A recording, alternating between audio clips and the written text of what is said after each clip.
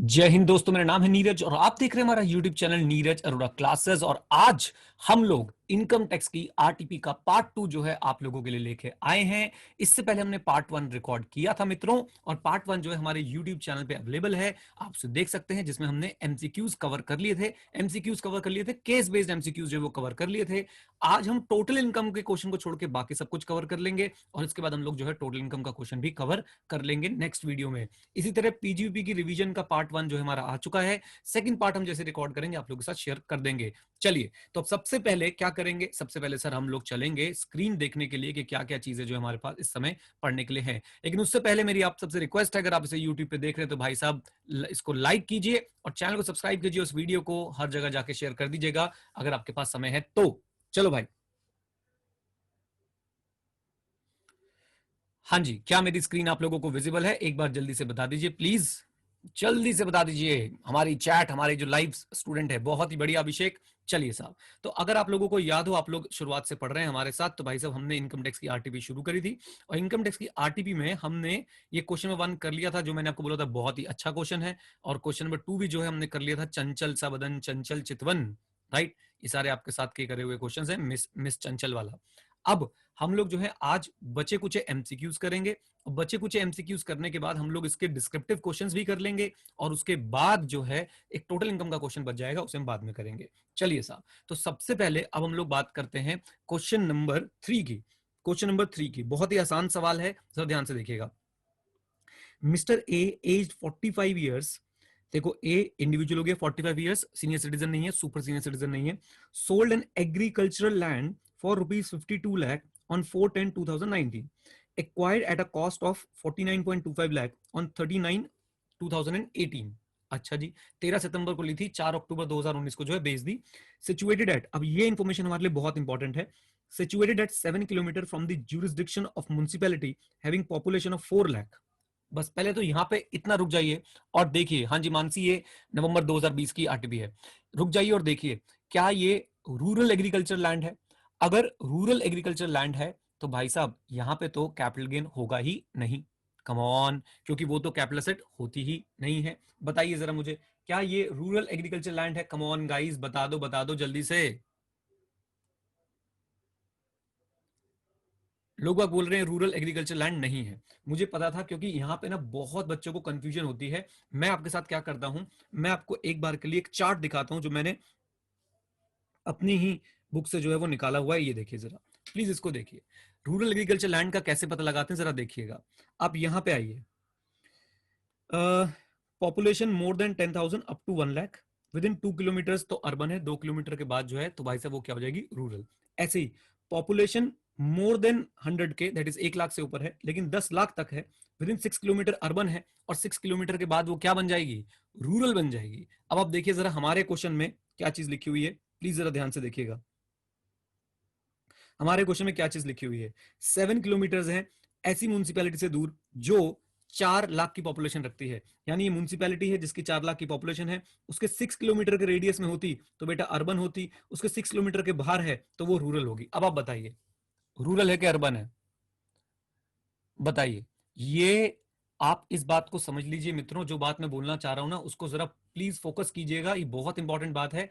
ICAI ने ICAI ने कसम खा ली है कि भाई साहब आपसे जो है वो गलती करा के मानेंगे एग्जाम में, एमसीक्यू के अंदर। पर्टिकुलरली इनकम टैक्स की बात करूं बच्चों में, ध्यान से सुनिएगा जो बात मैं बोल रहा हूं। पर्टिकुलरली इनकम टैक्स की अगर मैं बात करता हूं तो भाई साहब बहुत ज्यादा दिक्कतें हैं एमसीक्यू के अंदर। अच्छे से पढ़ के नहीं जाएंगे, ऊपर ऊपर से अगर पढ़ के जाएंगे तो एग्जाम में गलती होने के चांसेस बहुत ज्यादा है। ये एक रूरल एग्रीकल्चर लैंड बन चुकी है। ओके, आगे चलते हैं। And also sold another agricultural land, अच्छा जी, फॉर ₹53 लाख ऑन 12/12/2019।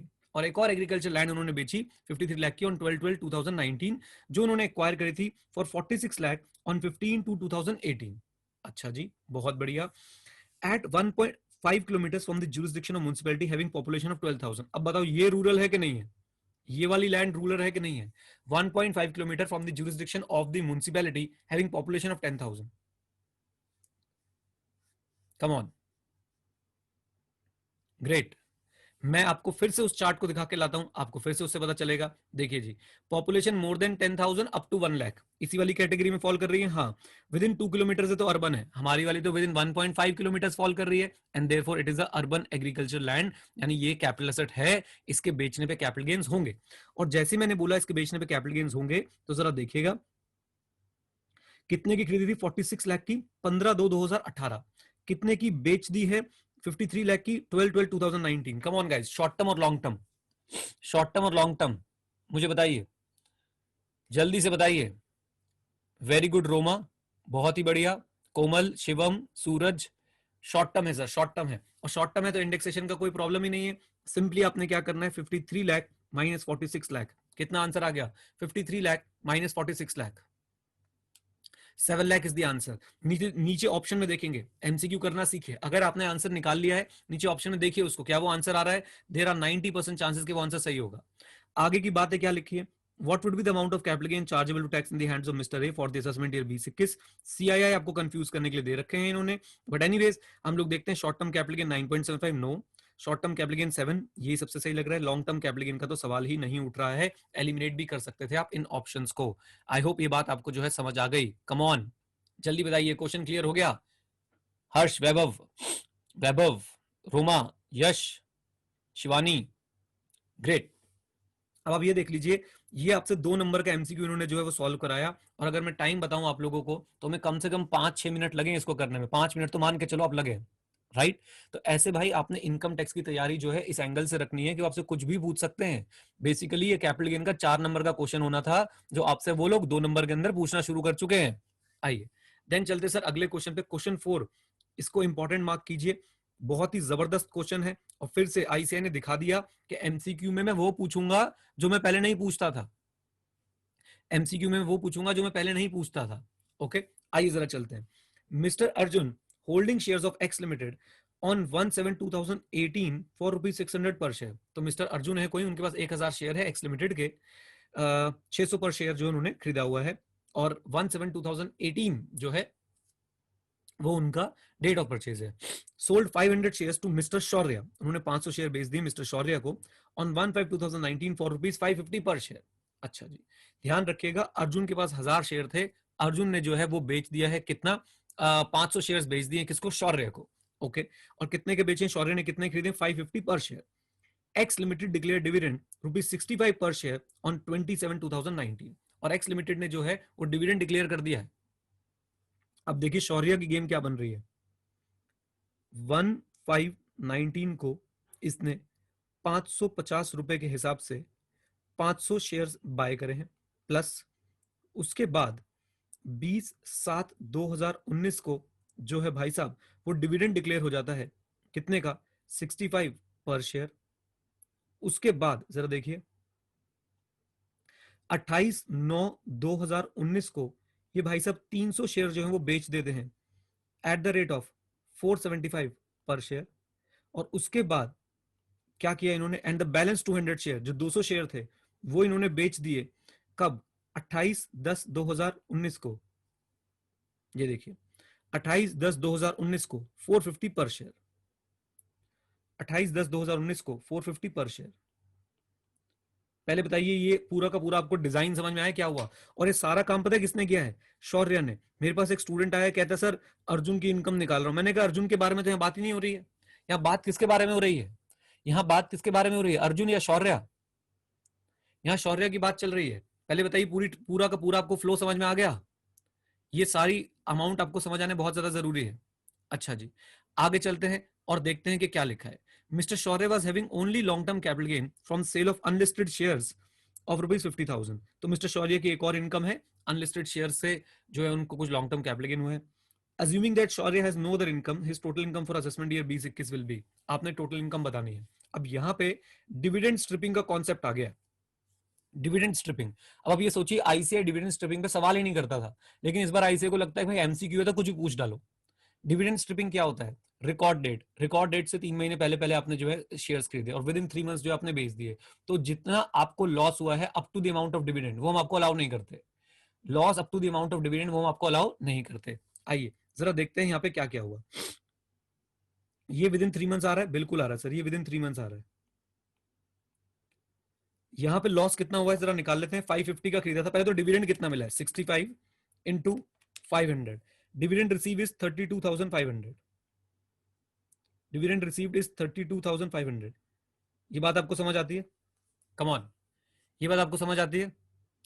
अब 300 शेयर बेचे 475 के हिसाब से, 300 इंटू 475, बल्कि मैं ऐसे कर लेता हूँ 475 माइनस 500, कितने का खरीदा 550 का, 550 माइनस 475 इंटू 300। लॉस जो है 22,500 का है। ये लॉस जो है आपको हम सेट ऑफ करने नहीं देंगे। कितना लॉस इसमें से, अभी जरा उसकी बातचीत करेंगे। देन यहां पे भी एक लॉस है हमें, और वो लॉस कितने का है, 100 रुपीज पर शेयर का लॉस है। 100 रुपीज पर शेयर का लॉस है। ये बात समझ आती है आपको? 100 रुपीज कैसे है बेटा, 100 इंटू 200 इज इक्वल टू 20,000। ये बात समझ आई आपको? यहाँ पे 22,500 का लॉस है, यहाँ पे 20,000 का लॉस है। डिविडेंड आपको जो 500 शेयर पे मिला है वो मिला है 32,500। क्या आप मुझे डिविडेंड बता सकते हैं 300 शेयर पे कितना था? क्या आप मुझे बता सकते हैं 300 शेयर पे डिविडेंड कितना था? तो 300 इंटू 65, 19,500 का डिविडेंड था। तो आपको इस 22,500 में से हम 19,500 का लॉस सेट ऑफ करने के लिए अलाउ नहीं करेंगे। आप सिर्फ और सिर्फ कितने का लॉस सेट ऑफ कर सकते हैं, 3,000 का। आप सिर्फ और सिर्फ कितने का लॉस सेट ऑफ कर सकते हैं, 3,000 का। ये बात समझ आ गई मित्रों सबको? बढ़िया सवाल है, बढ़िया। कम ऑन, फिर से बोलता हूं, आप सिर्फ और सिर्फ 3,000 का जो लॉस है उसको ही आप सेट ऑफ कर सकते हैं। ये मैंने कैसे निकाला, मैंने देखा साहब लॉस तो मेरा 22,500 है, लेकिन 19,500 जो है वो डिविडेंड स्ट्रिपिंग की वजह से हो रहा है। और डिविडेंड स्ट्रिपिंग में कहा जाता है जितना आपका डिविडेंड है उतना लॉस हम आपको सेट ऑफ करने नहीं देंगे। और डिविडेंड कितना बनता था इन 300 शेयर के हिस्से का, 19,500 बनता था। तो मैंने बोला कि अब आप सिर्फ और सिर्फ 3,000 का लॉस जो सेट ऑफ कर सकते हैं। 3,000 का ये, 22,000 का ये, टोटल आप 23,000 का लॉस जो सेट ऑफ कर सकते हैं। शॉर्ट टर्म कैपिटल लॉस है या लॉन्ग टर्म कैपिटल लॉस है, बताइए जरा जल्दी से। सूरज ने बता भी दिया, Suraj very good. Short term capital loss है या लॉन्ग टर्म कैपिटल लॉस है?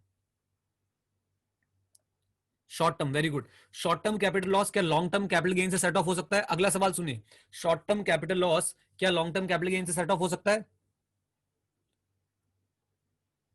Yes, very good.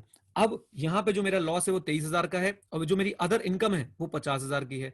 तो 50,000 की मेरी अदर इनकम है, 23,000 रुपए का मेरा लॉस है बेटा। मैंने इसे सेट ऑफ कर दिया। मेरे पास बच कितना गया, 27,000 रुपीज, राइट। 27,000 रुपीज, ये मेरा आंसर होना चाहिए कि this will be my total income. आइए जरा देखते हैं। पहले बताइए सारी बात समझ आ गई आपको? इस तरह के क्वेश्चन आ रहे हैं, आप समझिए मेरी बात को गाइस, कि क्या जबरदस्त क्वेश्चन आपसे पूछा गया है। फिर से हमें 5-6 मिनट लगे हैं। वैभव शर्मा, क्या समझ नहीं आया भाई, एक बार जरा लिख दो, मैं समझा देता हूं। इधर देखिए जरा, इनके पास 500 शेयर थे, इन्होंने 300 बेच दिए, 200 बेच दिए। 300 जो है वो 475 के हिसाब से बेचे हैं, 475, और 200 जो है 450 के हिसाब से बेचे हैं। ये जो 300 हैं ये डिविडेंड स्ट्रिपिंग में फंस रहे हैं, यानी कि ये with in the stipulated time period बेच दिए हैं, with in the stipulated time period बेच दिए हैं। इन 300 का लॉस निकाल लेते हैं। इन 300 का लॉस हमारा कितना रहा था, 22,500। क्या ये 22,500 का लॉस आप सेट ऑफ कर सकते हैं? इनकम टैक्स लॉ बोलता है नहीं, आप सेट ऑफ नहीं कर सकते हैं। कितना सेट ऑफ नहीं कर सकते? जितना डिविडेंड मिला आपको इन शेयर्स पे, डिविडेंड कितना मिला है, 19,500। तो 19,500 आप सेट ऑफ नहीं कर सकते, 3,000 का लॉस आप सेट ऑफ कर सकते हैं। यहाँ पे 20,000 का लॉस आ रहा था आपका, या पूरा का पूरा सेट ऑफ कर सकते हैं। क्वेश्चन में इंफॉर्मेशन गिवन थी गाइज कि 50,000 रुपए की आपकी लॉन्ग टर्म कैपिटल गेन की इनकम है, उसमें से 23,000 रुपए का शॉर्ट टर्म कैपिटल लॉस जो मैंने सेट ऑफ कर दिया। This is long term capital gain and this is short term capital loss. और मेरे पास जो इनकम आ गई है, टोटल इनकम निकल के वो आ गई है 27,000। मैंने एक बार और जो है वो आपके लिए बता दिया। हाँ जी वैभव, बिल्कुल इसमें 3 मंथ फ्रॉम रिकॉर्ड डेट देखना है। डिविडेंड स्ट्रिपिंग बेटा, डिविडेंड स्ट्रिपिंग का सेक्शन पढ़िए, 3 मंथ फ्रॉम रिकॉर्ड डेट देखना है। अगर 3 मंथ फ्रॉम रिकॉर्ड डेट में वो बेच रहा है तो भाई साहब डिविडेंड स्ट्रिपिंग के प्रोविजन लगेंगे। आंचल, ये तो बेटा आपको पता होना चाहिए ना, बिल्कुल क्लियरली इसमें दिख रहा है कि उसने क्या किया है। बिल्कुल आप उसने क्या किया है, शेयर्स बाय करे, रिकॉर्ड डेट से 3 महीने पहले शेयर्स बाय करे, रिकॉर्ड डेट के 3 महीने के अंदर अंदर शेयर्स बेच दिए। तो साफ साफ जो है डिविडेंड स्ट्रिपिंग का केस चल रहा है। चलिए आइए, आप देख रहे हैं एमसीक्यू का लेवल। एक बार आईसीआई ओपी हो जाए चैट में, आईसीआई ओपी जल्दी से। आईसीआई ओपी हो जाए, बिल्कुल बहुत बढ़िया। आईसीआई ओवर पावर करने वाला भाई सब एग्जाम में आपको। तो मेरे हिसाब से इसका आंसर क्या आ जाएगा, 27,000। चलिए आगे चलते हैं गाइज, नेक्स्ट एमसीक्यू देखते हैं। आप देख लीजिए सर क्या मजे आ रहे हैं एमसीक्यू करने में। हमें लगभग जो है 17 मिनट हो चुके हैं इस वेबिनार को स्टार्ट किए हुए। हाँ, हमने शुरू के 3-4 मिनट जो बातचीत करी उसको निकाल दी, तो 13 मिनट मान के चलो। 13 मिनट में 2 क्वेश्चन हुए, यानी 6.5 मिनट ऑन एन एवरेज लग रहे हैं मुझे एक सवाल करने में। आइए then An amount of 40,000 was paid to Mr. X on 1/7/2019 towards fees for professional services without deduction of tax at source. Subsequently, another payment of 50,000 was due to Mr. X on 28/2/2020 for which tax at the rate 10% amounting to rupees 9,000 on the entire amount of 90,000 was deducted. However, this tax of 9,000 was deposited on 22/6/2020. The interest chargeable under section 2011A would be. ये बात sir यहाँ पे ICI ने अपनी थोड़ी सी जो है level को गिरा दिया. क्यों गिरा दिया बता रहे हैं. ये सीधा सीधा स्टडी मटेरियल का क्वेश्चन है. अगर आपने स्टडी मटेरियल देखा है तो मैं आपको बता दूं ये सीधा सीधा स्टडी मटेरियल का क्वेश्चन है. अगर आपने क्लासेस ले रखी हैं हमसे भाई तो मैंने आपको ये जरूर कराया है. आई एम डैम श्योर बिल्कुल सेम क्वेश्चन है.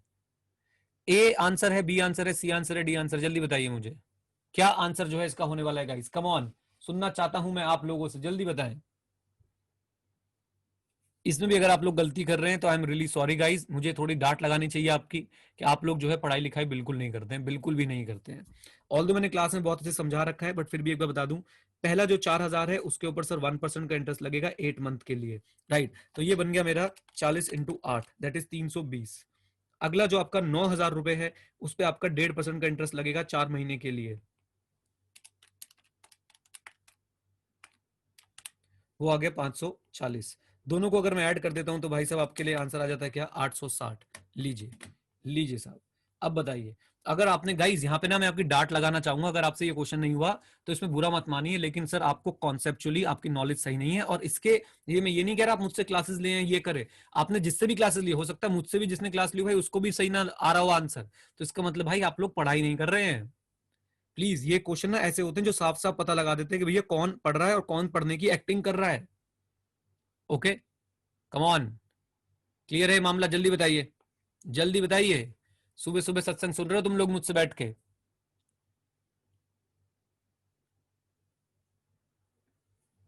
एक बार आईसीएस स्टडी मटेरियल में प्लीज इसको जाके एक बार चेक कर लीजिएगा, आपको पता चल जाएगा. एक बार प्लीज देखिएगा आईसीएस स्टडी मटेरियल में. आइए नेक्स्ट क्वेश्चन पे चलते हैं. अब क्वेश्चन का सर लेवल जो है धीरे धीरे घट गया है बट फिर भी एक बार देख लेते हैं. Mister Nishant is a resident but not ordinary resident for the previous year 18-19, यानी RNOR है, क्लियरली लिख लीजिए, कोई मिस्टेक नहीं होनी चाहिए. Mister Nishant is RNOR and resident and ordinary resident for the previous year 19-20. अच्छा, 18-19 के लिए भाई साहब ये क्या थे? RNOR थे. एंड ROR थे प्रीवियस ईयर 19-20 के लिए. Okay. Has received rent from property in Canada amounting to rupees 10,000 for the previous year 18-19. 18-19 का सर उनका कोई रेंट है, कनाडा में एक प्रॉपर्टी थी उसके लिए जो है इनको रेंट मिला था. He has deposited the same in a bank in Canada. During the financial 1920, he remitted this amount to India through approved banking channels. Is such rent taxable in India and if so, how much and in which year? तो पहला option है yes 70,000 जो है वो taxable होगा. दूसरा option है 1,00,000 taxable होगा 18-19 में. 18-19 में. तीसरा है 70,000 टैक्सेबल होगा 19-20 में. चौथा है no such rent is taxable in India इधर ड्यूरिंग द प्रीवियस ईयर 18-19 और ड्यूरिंग द प्रीवियस ईयर 19-20. क्या कहना चाहेंगे, क्या कहना चाहेंगे आप लोग? प्लीज जवाब दीजिए इसका चैट में जल्दी से.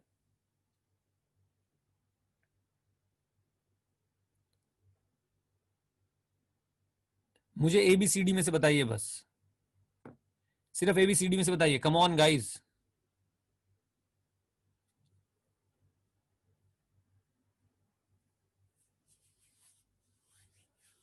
सर जी फिर से बता दूं, बात इनकम है 18-19 की. 18-19 में RNOR थे. अब जरा अपने 5 सेक्शन नंबर 5 और सेक्शन नंबर 9 के कॉन्सेप्ट लगा के देख लीजिए. सेक्शन नंबर 5 RNOR के लिए क्या बोलता था?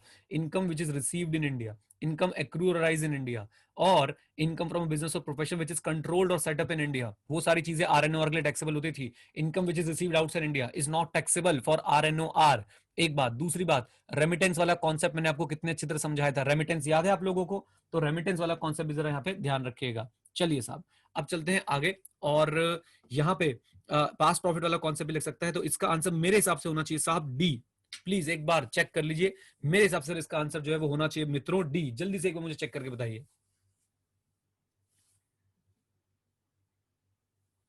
Come on. डन. चलें आगे, जल्दी बताइए जल्दी से. आ जाओ जी, आ जाओ. Then Mr. Dinesh, a resident in India, has gross total income of 2,30,000 comprising of interest on saving account.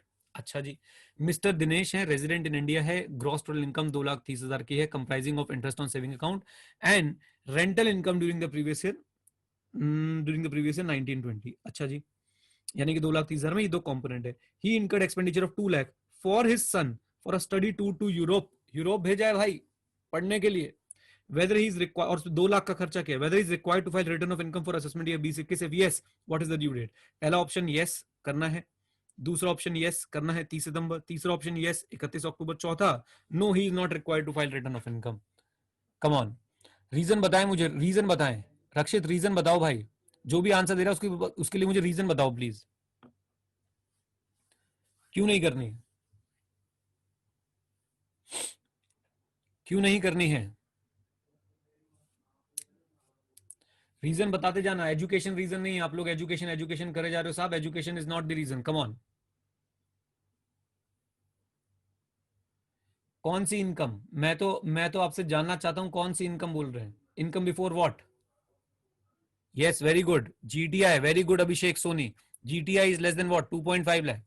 और जो फॉरेन ट्रिप है उसकी वजह से भी रिटर्न फाइल करनी पड़ सकती थी अगर वो अमाउंट 2 लाख से ज्यादा होता। अगर वो अमाउंट 2 लाख से ज्यादा होता, प्लीज अपने नोट्स को ध्यान से पढ़िए, वहां पर लिखी हुई ये बात, राइट। तो ये चीज आपने ध्यान रखनी है कि अगर फॉरेन ट्रिप पे ये एक्सपेंस जो है 2,01,000 हो जाता, तो भाई साहब इनको जो है वो मेरे हिसाब से रिटर्न जो है फाइल करनी पड़ जाती। आई होप ये बात क्लियर है। कमॉन कमॉन, जल्दी बताइए, क्लियर है ये बात? चलिए साहब, अब चलते हैं आगे और देखने की कोशिश करते हैं कुछ और चीजें। नेक्स्ट क्वेश्चन हमारा आ गया है, 8th question, most important, mark करिए। समझ लीजिए सर, इस समय माता सरस्वती का आशीर्वाद आ रहा है और आपके एग्जाम में ये क्वेश्चन दिखने वाला है, तो प्लीज इसको मिस मत कीजिएगा। इससे रिलेटेड एक अमेंडमेंट भी है जो मैंने आपके साथ शेयर करी हुई है। पहले उस पर क्लैरिटी नहीं थी, फिर सीबीडीटी जो है सर्कुलर लेके इस पे क्लैरिटी लेके आया। वो क्लैरिटी जो है आपके लिए एप्लीकेबल है, तो प्लीज इसको बिल्कुल भी मिस मत कीजिएगा। वेरी इंपॉर्टेंट क्वेश्चन, मार्क कर लीजिए जरा इसको। Mr. Nihar maintains a saving account and current account in Mera Bank Limited. Saving account और करंट अकाउंट, पहला क्वेश्चन बच्चों के दिमाग में आ रहा है, दो अलग अलग अकाउंट है तो क्या लिमिट अलग अलग लगेगी? आंसर इज नो, एक बैंक में जितने भी अकाउंट है सब पे क्यूमुलेटिव लिमिट लगती है। The details of withdrawal on various dates for the previous year 1920 are as follows. Saving से 15 लाख निकाला, यहाँ 22, यहाँ 20, यहाँ 5, यहाँ 35, यहाँ 38, यहाँ 25, टोटल 1,60,00,000 रुपए जो है वो निकाल चुके हैं। Is Mera Bank Limited required to deduct tax at source on withdrawals made by Mr. Nihar during the previous year 1920? If yes, what would be the amount of tax deducted at source? तो यहां पे challenge ये है कि अगर आप देखेंगे तो 1/9/2019 के बाद जो है वो विड्रॉल जो है वो 1 करोड़ से कम है। 1/9/2019 के बाद विड्रॉल जो है वो 1 करोड़ से कम है। सो पहले क्लैरिटी नहीं थी, तो ऐसा लगता था कि साहब 1/9/2019 के बाद हम विड्रॉल देखेंगे, लेकिन सीबीडीटी ने सर्कुलर निकाल के जो है क्लैरिफिकेशन दी है और मैंने ये वीडियो भी अपलोड करी है। अगर आप देखना चाहते हैं तो आप एडी 91 लाइव पे जा सकते हैं। 194N, आप सिंपली 194N नीरज अरोड़ा भी लिखेंगे ना यूट्यूब पे, 194N नीरज अरोड़ा, तो भी आपको वीडियो मिल जाएगी। 4,000 व्यूज है, एडी 91 लाइव चैनल है। 5 मिनट में मैंने जो है बात आपको समझा रखी है, तो प्लीज उस वीडियो को एक बार देख लीजिएगा अगर आप इस कॉन्सेप्ट को अच्छी तरह समझना चाहते हैं। ये एग्जाम के लिए सुपर इंपॉर्टेंट है गाइस, सुपर। आपके एग्जाम्स में ये आएगा आएगा आएगा, सब मर जाएंगे, ये बच जाएगा, क्योंकि ये है त्रिवेदी। आइए, so no TDS is not required, ये तो गलत हो गया। No TDS is not required, ये भी गलत हो गया। अब हमारे पास दो ऑप्शन है, टीडीएस 60,000 का, टीडीएस 1,20,000 का। तो 194N में आपको जो है वो रेट याद होना चाहिए। 194N का रेट क्या होता है? Come on, 2%। वेरी गुड रक्षित, 60 लाख पे 2%, 60 लाख पे 2%, 1 करोड़ तक नो टीडीएस, 1 करोड़ के ऊपर जाओगे तो टीडीएस लगेगा। 60 लाख पे 2% कितना हो गया? कम ऑन टेल मी, जल्दी से बताइए। 60 लाख पे 2% हो गया मित्रों 1,20,000। पैरी, 60 लाख पे ये हो गया हमारा 1,20,000। बहुत ही बढ़िया। चलिए साहब, पैरी एक मिनट जरा भाई। तो ये हो गया सर हमारे पास जो है 1,20,000 का टीडीएस। चलिए अब सर चलते हैं डिस्क्रिप्टिव क्वेश्चंस की तरफ और देखते हैं कि डिस्क्रिप्टिव क्वेश्चंस में क्या क्या आता है। ये फोन पकड़ी किसका? अब देखते हैं डिस्क्रिप्टिव क्वेश्चन और देखते हैं भाई साहब डिस्क्रिप्टिव क्वेश्चन में हमारे पास क्या क्या आता है। यहां तक सबको समझ आ गया? कम ऑन, जल्दी बताइए। चलिए अब सर चलते हैं आगे और डिस्क्रिप्टिव क्वेश्चन देखना शुरू करते हैं। पहला डिस्क्रिप्टिव क्वेश्चन आप देखिएगा, एमसीक्यू का लेवल ज्यादा था, डिस्क्रिप्टिव का लेवल कम है। You are required to determine the residential status of Mr. Dinesh, a citizen of India for previous year 1920. Mr. Dinesh is a member of crew of Singapore bound Indian ship. अच्छा जी, carrying passengers in international waters, which left Kochi port in Kerala on 16th August 2019. Okay. Following details are made available to you for previous year 1920. अच्छा जी, आपको बता रखा है कि भाई foreign bound ship है, उसके साथ जा रहे हैं। आपको सीडीसी कॉन्टिन्यूस डिस्चार्ज सर्टिफिकेट की ज्वाइनिंग की डेट गिवन है, कॉन्टिन्यूस डिस्चार्ज सर्टिफिकेट की आपको डेट गिवन है, कौन सी, साइन ऑफ की डेट गिवन है, और साथ में बता रखा है कि जून 2019 में वो 27 दिन के लिए दुबई टूर पे थे। फिर आपको लास्ट 4 ईयर की इंफॉर्मेशन दे रखी है कि last 4 year preceding the previous year 1920 में he was present in India for 425 days only. अच्छा, during the last 7 previous year preceding the year 1920 वो 830 दिन के लिए थे। आपने बताना क्या है, रेजिडेंशियल स्टेटस बताना है। गाइस जल्दी से डिस्कस कर दूं, इसको डिस्कस करें, जल्दी बताएं। पूरा आंसर लिखना मुझे लगता है सही नहीं होगा, एक बार डिस्कशन कर देता हूं इस पे। तो आपने सिर्फ और सिर्फ ये देखना है कि इनकी डेट ऑफ ज्वाइनिंग क्या थी एज पर सीडीसी, और इनकी डेट ऑफ साइनिंग ऑफ क्या थी as per CDC. Date of joining मुझे याद आ रही है 16 अगस्त थी, और डेट ऑफ साइनिंग ऑफ की अगर बात करूं तो 21 जनवरी थी। ये तो सर इंडिया से बाहर मान लिए जाएंगे ये दिन। अब ये दिन देखो निकालेंगे कैसे, अगस्त में 5+11, ये 5+11 मैंने कैसे की, बिल्कुल बच्चों की तरह सीखी है। 16, 17, 18, 19, 20 प्लस 11 दिन और बचते हैं, राइट। तो ये होगा हमारे 16, फिर सितंबर, अक्टूबर, नवंबर, दिसंबर और जनवरी के 21। अगर मैं इन सबका टोटल कर दूं 16 + 30 + 31 + 30 + 31 + 21, वो बनता है साहब 159 डेज। और जून में 27 दिन के लिए और बाहर थे, साफ साफ लिखा है जून में 27 दिन के लिए और बाहर थे, तो 159 + 27 हो गया 186। ये टोटल 186 के लिए बाहर थे। टोटल हमारे पास 19-20 में दिन कितने हो गए, 366। 366 में से 186 जो मैं माइनस कर रहा हूं वो आ रहे हैं सर 180 डेज। यानी he was in India for less than 182 days. He was in India for less than 182 days. यानी इनके सर फर्स्ट कंडीशन है सेटिस्फाई नहीं कर रहे हैं, सेकंड हमने चेक नहीं करनी है, फर्स्ट ये सेटिस्फाई नहीं कर रहे हैं, सेकंड हमने चेक नहीं करनी है। इसका मतलब मित्रों ये कौन बन चुके हैं, नॉन रेजिडेंट। और जो पुरानी इंफॉर्मेशन आपको दे रखी है पिछले 4 साल की और 8 साल की, वो किसी भी काम की जो है वो नहीं रही। कौन था, अच्छा चलो छोड़ दो, ओके। हाँ जी, तो ये हो गया सर हमारा टोटल मिला के हमारा एक क्वेश्चन जिसमें हमने प्रूव कर दिया कि सर ये नॉन रेजिडेंट है।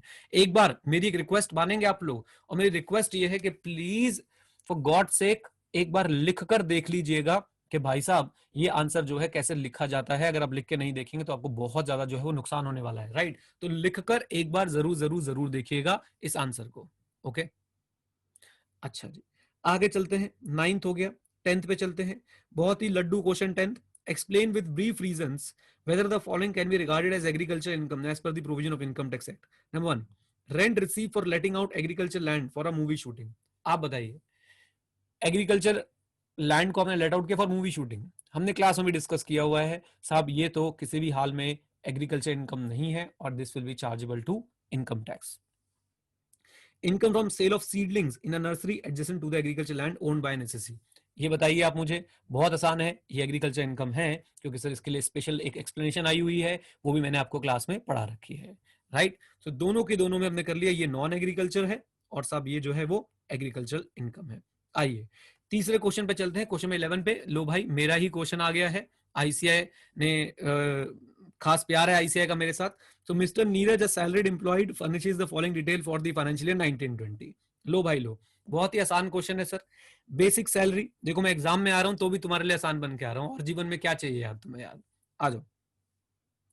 Basic salary 5,40,000 fully taxable, DNS allowance 3,60,000 fully taxable, commission 50,000 fully taxable. I hope इन तीनों कंपोनेंट में कोई भी प्रॉब्लम नहीं है। कम ऑन, जल्दी बताइए, जल्दी बताइए, तीनों कंपोनेंट बहुत आसान है, कम ऑन गाइस।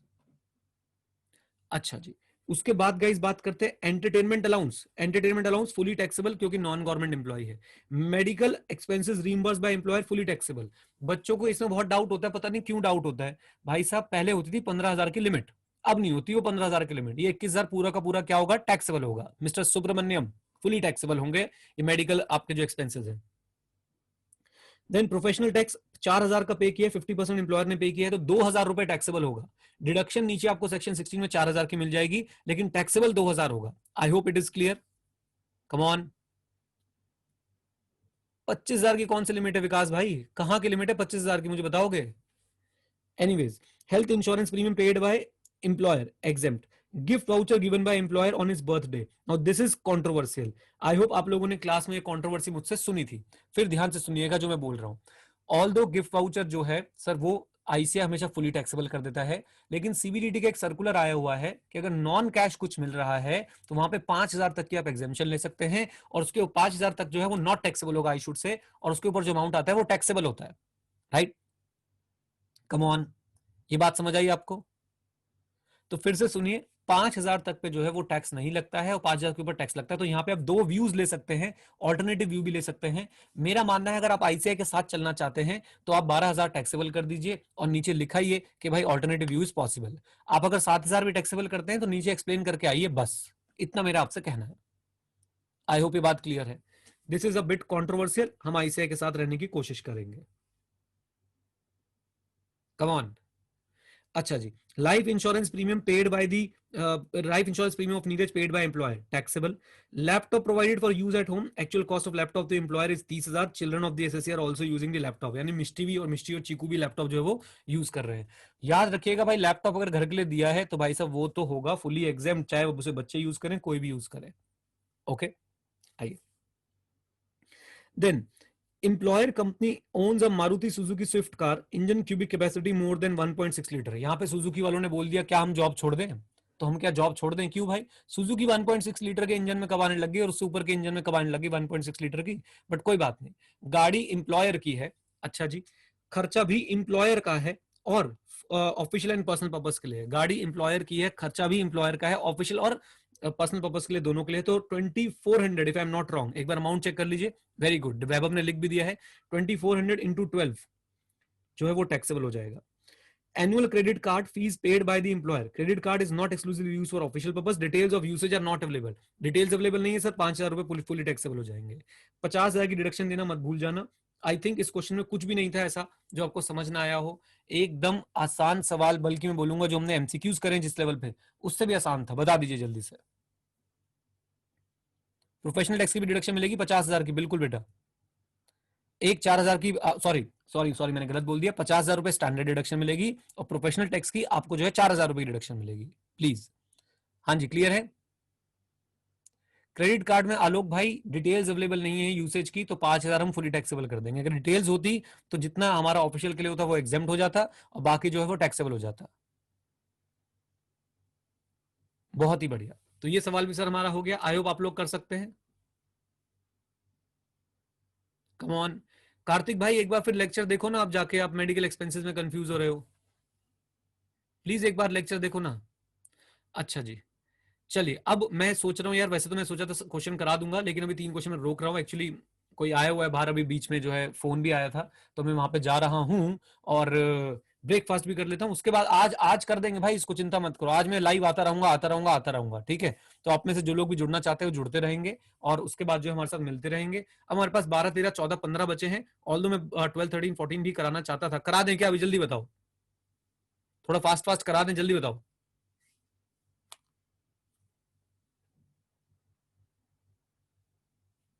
चलो बाद में काफी लोग कह रहे हैं बाद में, कुछ लोग कह रहे हैं नहीं, तो तुमने मुझे भी कंफ्यूज कर दिया। छोड़ो, तो हम लोग बाद में ही करेंगे आराम से। 12, 13, 14 और सर एक क्वेश्चन आ जाएगा हमारा, क्वेश्चन नंबर 15 जो हमारा टोटल इनकम का है, इसको अलग से करा देंगे। इस तरह से आपकी इनकम टैक्स की आरटीपी कंप्लीट हो जाएगी। एक बात। दूसरी बात, जीएसटी की आरटीपी शुरू करेंगे, जैसे इनकम टैक्स की आरटीपी कंप्लीट होगी वैसे हम लोग जीएसटी की आरटीपी शुरू कर देंगे। तीसरी बात, इनकम टैक्स के भाई प्लीज स्टडी मटेरियल के एमटीपी के आरटीपी के क्वेश्चन जरूर करके जाएं। एमटीपी आएगा वो भी मैं आपके साथ शेयर करना शुरू कर दूंगा, ठीक है? लाइव कब आऊंगा? टू बी वेरी ऑनेस्ट मुझे नहीं पता मैं कब लाइव आऊंगा। मैं जैसे ही भाई मुझे समय मिलता है मैं आपके साथ लाइव आके बैठ जाता हूँ। पीजीबी पार्ट 2 भी हम मेहर 1-2 दिन के अंदर कर लेंगे, ठीक है? तो आप लोग बस इतना साथ दीजिए कि आप लोग मेरी बस टाइमिंग मैनेज कर लीजिए, बाकी सारी चीजें भाई मैं मैनेज कर लूंगा आपके साथ, डोंट वरी एट ऑल। उम्मीद करता हूं ये बात आप मानेंगे और साथ देंगे। चलिए, thank you very much guys. Stay connected, stay head. जय हिंद। और हाँ, सीखते रहें, क्योंकि सीखना बंद मित्रों तो जीतना बंद मित्रों। Bye bye and take care. जय हिंद दोस्तों, मेरा नाम है नीरज और आप देख रहे हैं हमारा यूट्यूब चैनल नीरज और क्लासेस। और इस वीडियो में हम लोग आरटीपी जो है वो कंप्लीट कर देंगे, बिल्कुल भी आपको जो है टेंशन लेने की बात नहीं है। हमारे जितने भी क्वेश्चन बचे हैं वो सारे के सारे हम लोग सर अब कंप्लीट करने वाले हैं। चलिए आपके साथ में अपनी जल्दी से जो है स्क्रीन शेयर कर लेता हूं और उसके बाद आप लोगों को एक क्वेश्चन भी जो है वो करा देता हूं जो हमारे लास्ट वीडियो में रह गए थे।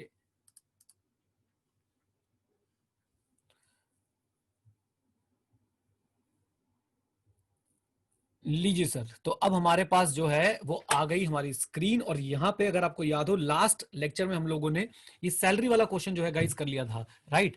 अब हम लोग क्या करेंगे, अब हम लोग बातचीत करेंगे सर हाउस प्रॉपर्टी के क्वेश्चन की। बहुत ही अच्छा और आसान क्वेश्चन आया हुआ है, मुझे लगता है एग्जाम में आपसे जो है ये क्वेश्चन पूछा जा सकता है। एक बात मैं शुरुआत में बोल दूं, जितने भी लोग हमारे साथ जूम में लाइव बैठे हुए हैं भाई, अगर आपकी ऑडियो वीडियो में कोई प्रॉब्लम है तो वो प्रॉब्लम आपके इंटरनेट की है। आई एम 100% श्योर, क्योंकि मेरे इंटरनेट की स्पीड भाई बहुत जबरदस्त आ रही है, 230, 370, 350 एमबीपीएस की जो है स्पीड आ रही है, राइट।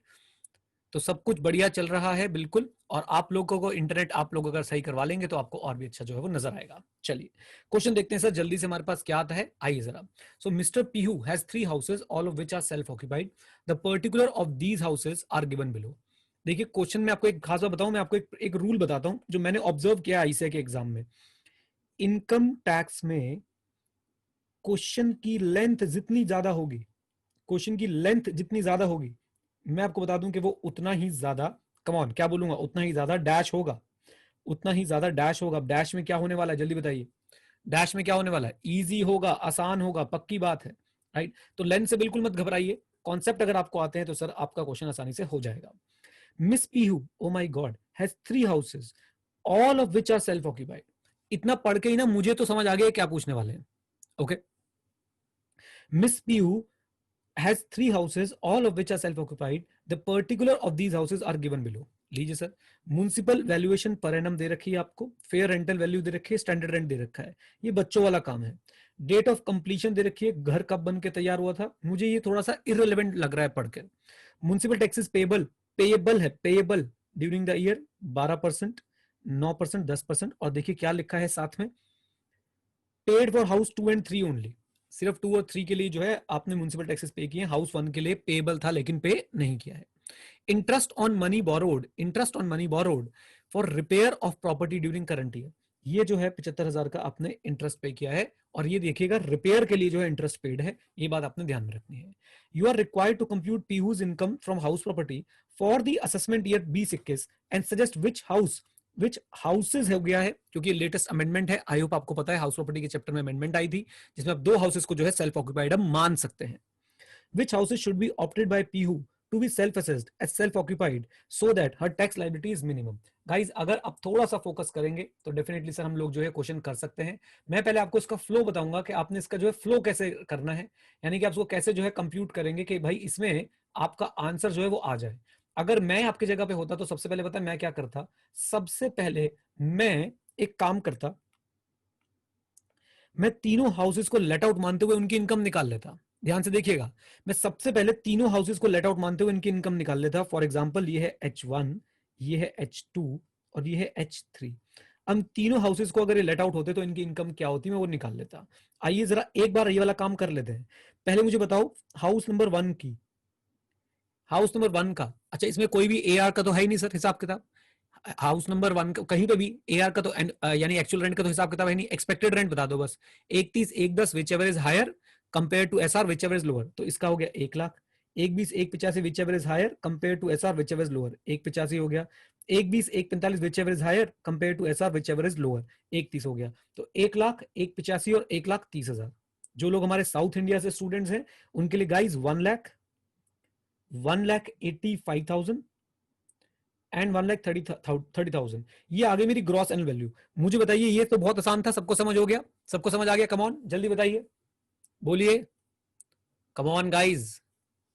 अच्छा जी, देन इसके बाद हम लोग चलते हैं नेक्स्ट मुद्दे पे, और वहां पे हम लोग क्या करेंगे, लेस म्युनिसिपल टैक्सेस पेड।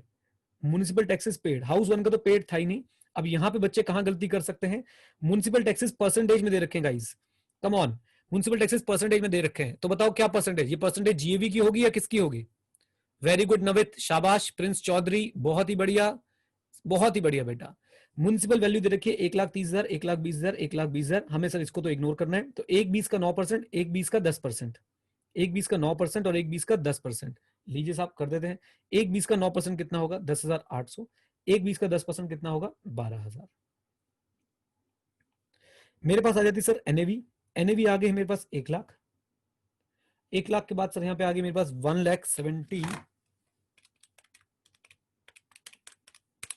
1,74,200, और यहां पे आ गई साहब मेरे पास 1,18,000।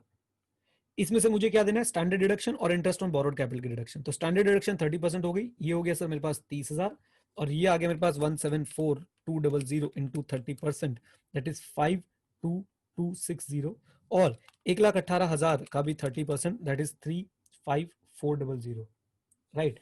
और उसके बाद इंटरेस्ट ऑन बोरोड कैपिटल की भी मैं डिडक्शन ले लूंगा, क्योंकि लेट आउट है तो लेट आउट में कोई लिमिट नहीं होती, पूरे 75,000 की जो है आपको डिडक्शन मिल जाएगी। और लीजिए साहब, यहाँ पे आपके जो है इनकम निकल के आ जाएगी, ये मानते हुए कि अगर आपकी हाउस प्रॉपर्टी लेट आउट होती तो क्या इनकम होती, वो आपको जो है यहाँ पे पता चल जाएगा। अब इनको हम लोग यूज कर लेंगे 3 ऑप्शन बनाने में, -75,000 दैट इज 46,940, और 1,18,000 -35,400 is equal to 82,600। Right guys, पहले बताइए यहां तक सबको समझ आ गया? जल्दी बताइए, यहां तक सबको क्लियर है? बहुत ही बढ़िया। अब इसके बाद आपने क्या करना है, 3 ऑप्शन बनाने हैं। देखो देखो देखो क्या करना है। Option 1 house 1 house 2 self occupied, house 3 let out, फिर इसकी इनकम निकाल लेंगे। Option 2 house 1 house 3 self occupied, house 2 let out. Option 3 house 2 house 3 self occupied, house 1 let out. फिर हम इन तीनों ऑप्शन में क्या निकाल लेंगे, इनकम निकाल लेंगे। जिसकी भी इनकम सबसे कम आएगी, हम सर उस हाउस को जो है वो चूज कर लेंगे। हम उस हाउस को जो है एज ए लेट आउट मान लेंगे, मतलब एक को लेट आउट मान लेंगे, सपोज इसकी कमाई, तो हाउस 1 को लेट आउट मान लेंगे और बाकी दोनों को हम सेल्फ ऑक्यूपाइड मान लेंगे। पहले बताइए कॉन्सेप्ट समझ आया आपको? गजल, नवित, राघवेंद्र, आकाश, बहुत ही बढ़िया। अब एक बार आईसीआई की आरटीपी में देख लेते हैं इन्होंने कैसे जो है स्टेप्स किए हैं। देखिए स्टेप 1 मैंने क्या लिया, तीनों को लेट आउट मान के उनकी इनकम निकाल ली, और उसके बाद मैंने ऑप्शन बनाने शुरू कर दिया। अगर हाउस 1 हाउस 2 सेल्फ ऑक्यूपाइड होता, ये लेट आउट होता, तो इनकम क्या आती। अब देखो ना, ये लेट आउट होता तो भाई सिंपली 82,600 तो यहाँ पे आ जाते, और बाकी इन दोनों को सेल्फ ऑक्यूपाइड के बाद जो भी रिजल्ट आ रहा होता हम वो देख लेते। आइए अब चलते एक बार आईसीआई के स्टडी मटेरियल के आंसर में चलते हैं और देख के आते हैं कि आईसीआई ने जो है वो क्या कर रखा है। ओ, ये तो जीएसटी के आंसर में पहुंच गए हम लोग, समवेयर हियर। हाँ जी, ये देखिए option 1 house 1 house 2 self occupied, house 3 deem to be let out, इसकी इनकम निकाली है 52,600, इस ऑप्शन की इनकम। Option 2 house 1 house 3 self occupied, house 2 is deem to be let out, इस ऑप्शन की इनकम आ रही है 46,940। अभी तक इसमें सबसे अच्छा ये है। तीसरे की भी इनकम देख लेते हैं। तीसरे वाले में इनकम आ रही है 40,000, तो सबसे अच्छा ऑप्शन ये है जहां पे आपका हाउस 1 टीम 2 भी लेट आउट है और house 2 and house 3 self occupied है। तो आप यहां पे देखिए लिखा भी है, since option 3 is more beneficial, Pihu should opt to treat house 2 and house 3 as self-occupied and house 1 as deemed to be let out, in which case her income from house property would be 40,000 for the assessment year this। फिर उन्होंने working note में दे दिया कि भाई अगर तीनों को हम लेट आउट मानते तो क्या क्या इनकम निकलती। आई होप सिचुएशन क्लियर है। कम ऑन कम ऑन, बताइए, मौज आई है क्वेश्चन करके कि नहीं आई, जल्दी बताओ। बिल्कुल, बहुत ही बढ़िया। चलो भाई चलो, अब चलते हैं वापस अपने सवाल पे, और वो सवाल कहाँ है जल्दी से देख के आते हैं। तो हमने ये क्वेश्चन भी जो है वो कर लिया, पीयू वाला क्वेश्चन भी हमने कर लिया। अब नेक्स्ट क्वेश्चन पे चलते हैं। बिल्कुल भाई, mister Karan gifted a sum of 9 lakh to his brothers minor son on 1/5/2019। इस क्वेश्चन को समझने के लिए मैंने ना एक बड़ा अच्छा सा प्यारा सा मुच मुच नोनू सोनू मोनू डायग्राम बना रखा है, और ये फेवरेट क्वेश्चन है सर, एग्जामिनर का फेवरेट क्वेश्चन है। तो प्लीज इसको बिल्कुल भी जो है स्किप नहीं करेंगे, आराम से मेरे साथ पढ़ेंगे, मजा आएगा सर इसको पढ़ने में। जरा ध्यान से देखिएगा, आप ये डायग्राम से क्वेश्चन जो है पूरा समझ सकते हैं, और अगर आपके एग्जाम में क्वेश्चन आ जाए तो आपने ऐसे ही समझना है। क्रॉस ट्रांसफर का केस है, मैं आपको समझाने की कोशिश करता हूं। करण ने अपने भाई के माइनर सन को 9 लाख रुपए दिए, जिसपे माइनर सन ने एफडी कराई 9% की और उसको 81,000 की इनकम हुई। फिर करण के भाई ने करण की वाइफ को 10 लाख रुपए दे दिए, जिसपे 81,000 की इनकम हुई। राइट, क्वेश्चन बहुत ही बढ़िया है। एक बात याद रखिएगा, कॉमन अमाउंट जो होता है उसका उसका उसके ऊपर जो इनकम होती है वो क्लब की जाती है। यहाँ पे कॉमन अमाउंट पता है 9 लाख है, यहाँ पे ऑल दो 10 लाख है, यहाँ पे 9 लाख है, लेकिन यहाँ पे कॉमन अमाउंट कितना है 9 लाख। तो ये जो 9 लाख का अमाउंट है, इस पे जो इनकम निकलेगी वो क्लब होगी। अब यहाँ पे वैसे 10 लाख है, हमने 10 लाख पे इनकम निकाली 81,000। ये क्वेश्चन में गिवन है कि डिबेंचर पे 81,000 रुपए कमाए थे, इसने डिबेंचर गिफ्ट में दिए थे। सो 81,000 को मैंने 9/10 करके 72,900 रख लिए। तो अब करण की वाइफ की जो इनकम है, करण की वाइफ की जो इनकम है वो करण के हाथ में टैक्सेबल होगी, करण के भाई के बेटी की जो इनकम है वो करण के भाई के हाथ में टैक्सेबल होगी। ये बात याद रखिए, क्रॉस ट्रांसफर इक्वल है तो बहुत ही बढ़िया, क्रॉस ट्रांसफर इक्वल है तो बहुत ही बढ़िया। और अगर क्रॉस ट्रांसफर इक्वल नहीं है तो जो छोटा अमाउंट आ रहा होता है बेसिकली, जहां पे एक दूसरे की वो कंसिडरेशन होती है, वो अमाउंट पे जो इनकम निकलती है वो क्लब होती है। बहुत ही बढ़िया क्वेश्चन आईसीआई ने बना के दिया, पता है क्यों? इनकम दोनों की सेम आ रही है 81,000, बट याद रखिएगा अमाउंट ट्रांसफर देखते हैं, अमाउंट ट्रांसफर अलग है। तो भाई साहब जितना अमाउंट ट्रांसफर एक दूसरे की कंसिडरेशन बन रहा है, 9 लाख के बदले 9 लाख कंसिडरेशन बनेगी, तो बस 9 लाख पे जो इनकम होगी वो क्लब होगी। ये बात जो है वो समझने की बहुत ज्यादा इंपॉर्टेंट है, समझने के लिए बहुत ज्यादा इंपॉर्टेंट है। एक क्वेश्चन आ रहा है कि सर भाई के हाथ में क्यों होगी, व्हाई नॉट करण? बेटा करण के हाथ में तो उसकी वाइफ की जो इनकम है वो क्लब हो गई ना। करण अपनी वाइफ को क्यों नहीं दे रहा था पैसे? क्योंकि उसे पता था अगर इसको दूंगा तो वो क्लब हो जाएगी। तो यहाँ पे इनडायरेक्ट ट्रांसफर कौन है इस 9 लाख का? करण। और यहाँ पे इनडायरेक्ट ट्रांसफर कौन है? ब्रदर। तो इसके हाथ में सर इसकी इनकम, इसके हाथ में इसकी इनकम। यहाँ पे मैं आपको कुछ इंपॉर्टेंट वर्ड्स बताना चाहूंगा जो आपने एग्जाम में लिख के आने हैं जब ये क्वेश्चन आएगा, एंड मैं आपको बता देता हूं ये बहुत ज्यादा इंपॉर्टेंट है। This is the most important concept from the clubbing chapter, and ऐसा मुझे लग रहा है कि ये आपके एग्जाम में जो है वो आ सकता है। सो प्लीज ध्यान से सुनिएगा। हाँ, 1500 की एग्जामेशन मिलेगी, ये पॉइंट जिसने बोला बहुत ही अच्छी बात बोली है, वैभव लूथरा ने बोली है, वेरी गुड। तो जब ब्रदर की इनकम में 81,000 ऐड होंगे तो डेफिनेटली ब्रदर को 1500 की एग्जामेशन मिलेगी क्लबिंग में जो मिलती है आप लोगों को सेक्शन 10 क्लॉज 32 के अंदर, right? Very good Vaibhav, very good, I am proud of you brother. लीजिए अब जरा कुछ इंपॉर्टेंट लाइनें सुन लीजिए, यहाँ पे क्या क्या लिखना है आपने। तो सबसे पहले तो आपने बताना है कि भाई these transfer are in the nature of cross transfer, these transfer are in the nature of cross transfer. यहाँ पे जो है इनकम किसके हाथ में एसेस की जाएगी? Deemed transfer. और यहाँ पे डीम्ड ट्रांसफर दो है, एक डीम्ड ट्रांसफर है करण और एक डीम्ड ट्रांसफर है उसका ब्रदर। ओके, सो माइनर सन की इनकम जो भी हो रही है वो ब्रदर के हाथ में, वाइफ की इनकम जो भी हो रही है वो करण के हाथ में। ओके, एग्जामिशन के लिए भी रिपीट कर देता हूं, डोंट वरी एट ऑल। अच्छा, उसके बाद आप एक ये लाइन जरूर लिखेंगे, ये लाइन मैंने आपको क्लास में पढ़ते समय भी बताई थी, पढ़ाते समय भी। The transfers are so intimately connected to form part of single transaction, the transfers are so intimately connected to form part of a single transaction and each transfer constitutes the consideration for other, each transfer constitute the consideration for others. Guys ये चीज जो है आपने जरूर जरूर जरूर लिख के आनी है, अगर आप ये नहीं लिख के आएंगे तो बात नहीं बनेगी।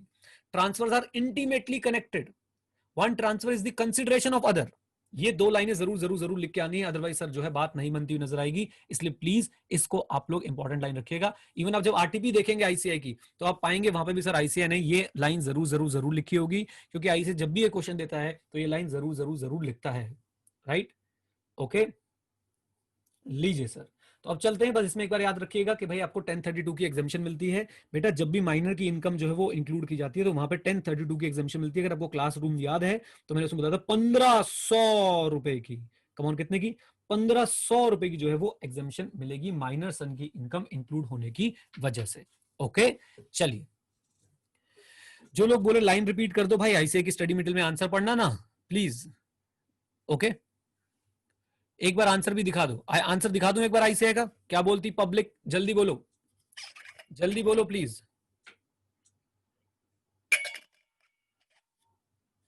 ओके, तो चलिए आईसीआई का आंसर भी दिखाते हैं भाई।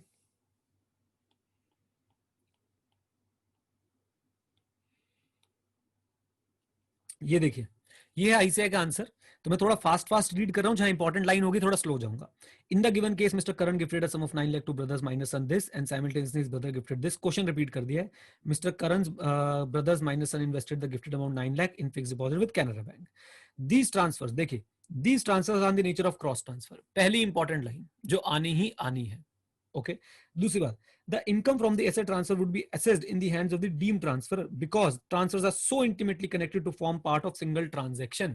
Transfers are so intimately connected to form part of a single transaction, and each transfer constitute consideration for the other by being mutual or otherwise. तो ये बड़ा इंपॉर्टेंट पैराग्राफ था। देन उसके बाद if two transactions are interconnected and part of the same transaction in such a way that it can be said that a circuitous method, मतलब एक circuit बनाया जा रहा है टैक्स को इवेड करने के लिए, एक सर्किट बनाया जा रहा है, एक षड्यंत्र रचा जा रहा है टैक्स को अब इवेड करने के लिए, the implication of clubbing provision would be attracted. फिर आगे बता रखा है कि साहब जो है कैसे कैसे क्लबिंग होती है। करण के भाई की बेटी की इनकम करण के भाई के हाथ में क्लब हो जाएगी, ये अज्यूम करते हुए कि करण के भाई की इनकम जो है उसकी वाइफ से ज्यादा है, यानी करण के भाई की वाइफ से ज्यादा है। 1500 रुपए की एग्जामेशन मिल जाएगी अंडर सेक्शन 10 क्लॉज 32, राइट? और जो डिबेंचर पे इंटरेस्ट मिला है मिसेस करण को, वो जो है करण के हाथ में जो है वो टैक्सेबल हो जाएगा, राइट?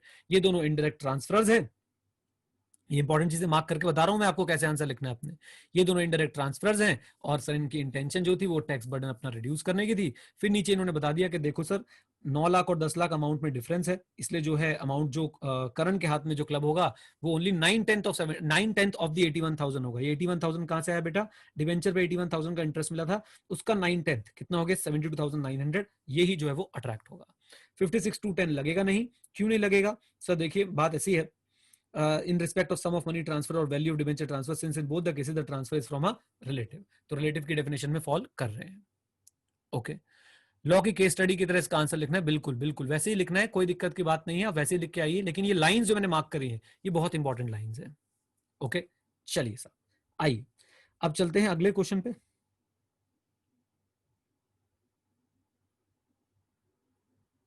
आजा भाई आजा, तुम्हारा ये करण वाला क्वेश्चन भी हो गया। अगला क्वेश्चन आता है sir, Kishan, mister Krishna is residing in Indore, provides the following information for the financial year 1920। अच्छा जी, बहुत ही बढ़िया, कृष्ण भगवान जी रहते हैं इंदौर में। Income from textile business 4,60,000, income from speculation business 25,000, loss from gambling, loss from gambling मुझे बस इसकी ट्रीटमेंट बता दीजिए, बाकी सब तो हो जाएगा। Loss from gambling, come on, loss from gambling treatment not allowed at all, not allowed at all, कोई ट्रीटमेंट नहीं है। कई बच्चे गलती करते हैं, वो सोचते हैं कि ये स्पेकुलेशन बिजनेस है, नहीं सर, ये लॉटरी वाला लॉस है और इसका कोई भी ट्रीटमेंट नहीं होता है। ये लॉटरी वाला लॉस है, इसका कोई भी ट्रीटमेंट जो है वो नहीं होता है। Okay, then loss on maintenance of race horses, ये सर आपका सेट ऑफ हो सकता है, लेकिन सिर्फ और सिर्फ रेस हॉर्सेस वाले की इनकम से ही सेट ऑफ हो सकता है। Current year depreciation of textile business not registered in the income given above, unabsorbed depreciation for the assessment year 18-19 10,000, speculation loss of the assessment year 19-20 30,000। बहुत ही आसान क्वेश्चन है sir, आपको ग्रॉस टोटल इनकम निकालनी है and also state the losses eligible for carry forward in period up to which such losses can be carry forward. तो अच्छा question है, इसे भी आप इंपॉर्टेंट मार्क कर सकते हैं एग्जाम पॉइंट ऑफ व्यू से। आरटीवी में सारे क्वेश्चन बहुत अच्छे दिए हैं, बहुत इंपॉर्टेंट दिए हैं। तो चलिए सर, इस क्वेश्चन को भी जो है हम लोग सॉल्व करने की पूरी पूरी कोशिश करते हैं, थोड़ा फास्ट रहेंगे क्योंकि इसके बाद हमें और भी बहुत सारे जो है वो सवालात करने हैं। ओके, तो चलिए सर, हमें निकालनी है ग्रॉस टोटल इनकम। सबसे पहले इनके पास एक टेक्सटाइल बिजनेस था, उसका प्रॉफिट कितना दे रखा था, 4,60,000। ये लीजिए साहब, 4,60,000 का इनका टेक्सटाइल बिजनेस का प्रॉफिट था, बल्कि मुझे इसे इनर कॉलम में लिख लेना चाहिए शराफत से। उसमें से कौन सा लॉस जो वो सेट ऑफ हो सकता है, सबसे पहले तो भाई करंट ईयर की डेप्रिसिएशन जाएगी, वो कितनी थी हमारे पास 5,000 रुपए की। ओके, देन मेरे पास बच गया 4,55,000। और क्या चीजें हैं जरा देख के आते हैं। तो मैंने करंट ईयर डेप्रिसिएशन का ट्रीटमेंट कर दिया। स्पेकुलेशन बिजनेस का लॉस क्या नॉर्मल पीजीपी से सेट ऑफ हो सकता है, मुझे बताएं। स्पेकुलेशन बिजनेस का लॉस क्या नॉर्मल पीजीपी से सेट ऑफ हो सकता है, नहीं। Loss on maintenance of race horse क्या सेट ऑफ हो सकता है, loss on maintenance of race horse का सेट ऑफ हो सकता है, नहीं। वेरी गुड, तो मेरे पास सिर्फ और सिर्फ बच जाती भाई अनएब्सॉर्ब डेप्रिसिएशन, और अनएब्सॉर्ब डेप्रिसिएशन को मैं यहां पे सेट ऑफ कर लूंगा। कितनी है अनएब्सॉर्ब डेप्रिसिएशन मेरे पास, 10,000। आइए जी, कुछ भी नहीं है बच्चों इस क्वेश्चन में, एमसीक्यू से आसान क्वेश्चन है ये। 4,45,000 रुपए की जो है मेरी पीजीयूपी की जो है वो इनकम आ गई है, 4,45,000। इसमें मेरा कौन कौन सा लॉस खत्म हो चुका है, मेरी करंट ईयर डेप्रिसिएशन पूरी खत्म हो गई, अनअब्सॉर्ब डेप्रिसिएशन मेरी पूरी खत्म हो गई। अब चलते हैं अदर सोर्सेज में, बल्कि स्पेकुलेशन बिजनेस में, इनकम फ्रॉम स्पेकुलेशन बिजनेस। ये पीजीपी ना बोल के मैं बोल दूंगा नॉन स्पेकुलेटिव। स्पेकुलेशन बिजनेस में मेरी इनकम कितनी है, 25,000 रुपए की। 25,000 रुपए की मेरी इनकम है स्पेकुलेशन बिजनेस की। अच्छा जी, इसमें से मैं क्या क्या सेट ऑफ कर सकता हूं गाइस, गैम्बलिंग सेट ऑफ नहीं कर सकता हूं, रेस हॉर्स सेट ऑफ कर सकता हूं कि नहीं कर सकता हूं, रेस हॉर्स सेट ऑफ कर सकता हूं या नहीं कर सकता हूं, प्लीज बताएं। रेस हॉर्सेस का लॉस जो है वो सेट ऑफ कर सकता हूं या नहीं, कम ऑन गाइस, नहीं कर सकते हैं, क्योंकि वो सिर्फ और सिर्फ income from maintenance of race horses से हो सकता है। अच्छा, स्पेकुलेशन बिजनेस का लास्ट में एक लॉस दे रखा है 30,000, ये सेट ऑफ कर सकता हूं, कम ऑन, ये सेट ऑफ कर सकता हूं, बिल्कुल सेट ऑफ कर सकता हूं साहब, बिल्कुल सेट ऑफ कर सकता हूं। तो 25,000 यहां पे सेट ऑफ हो जाएगा और मेरी इनकम तो हो जाएगी 0, और यहां पे साथ साथ मैं बोलूंगा कि 5,000 जो है वो कैरी फॉरवर्ड हो सकता है,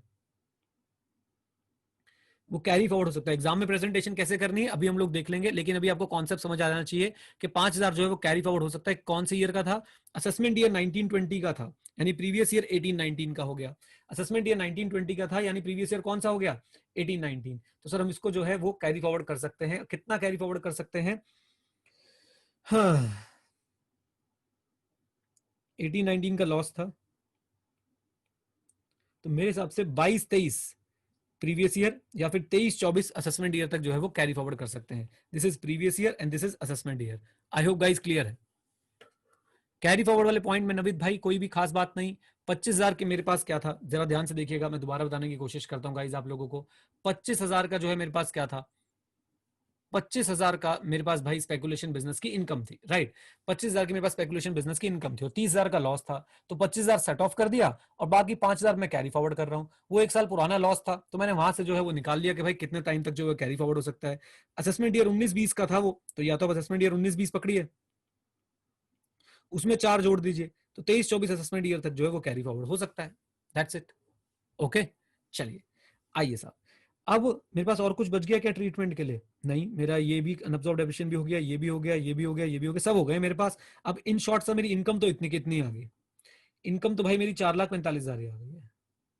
लॉसेस मेरे पास कौन कौन से हैं? एक तो मैंने आपको बताया 5,000 का लॉस है जो 23-24 तक जो है मैं कैरी फॉरवर्ड कर सकता हूँ.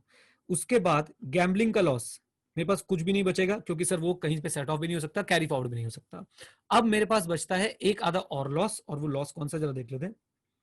ये हो गया है, ये हो गया है, ये भी हो गया है. रेस हॉर्स वाला, रेस हॉर्स वाला, कम ऑन गाइज, क्या ये 15,000 कैरी फॉरवर्ड हो सकता है? जल्दी बताएं. Maintenance of race horse carry forward हो सकता है? यस. मुझे बताओ कौन से ईयर तक कैरी फॉरवर्ड हो सकता है? कौन से ईयर तक कैरी फॉरवर्ड हो सकता है? 4 तक तो सही है. ईयर बताओ ना, ईयर. अगर मैं बोलूं previous year, sorry assessment year 20-21 था तो उसमें 4-4 और जोड़ देते हैं, तो भाई सब टोटल मिला के 24-25 तक हो सकता है. ये असेसमेंट ईयर के टर्म्स में बात कर रहा हूं. आई होप आपको बात समझ आ गई. असेसमेंट ईयर के टर्म्स में बात समझ आ गई सबको? बताइए, कम ऑन गाइज. ग्रेट. तो लीजिए साहब, ये हमारा जो है क्वेश्चन हो गया. यहाँ पे 2 लॉसेस हम लोग जो है कैरी फॉरवर्ड कर सकते हैं, 5,000 और 15,000. 5,000 असेसमेंट ईयर 23-24 तक और 15,000 असेसमेंट ईयर 24-25 तक. ये क्वेश्चन आपको समझ आया? प्रेजेंटेशन देखना चाहते हैं एक बार इसकी, आईसीए ने कैसे करी है? जल्दी बोलिए. चलिए प्रेजेंटेशन देखने चलते हैं आईसीए की.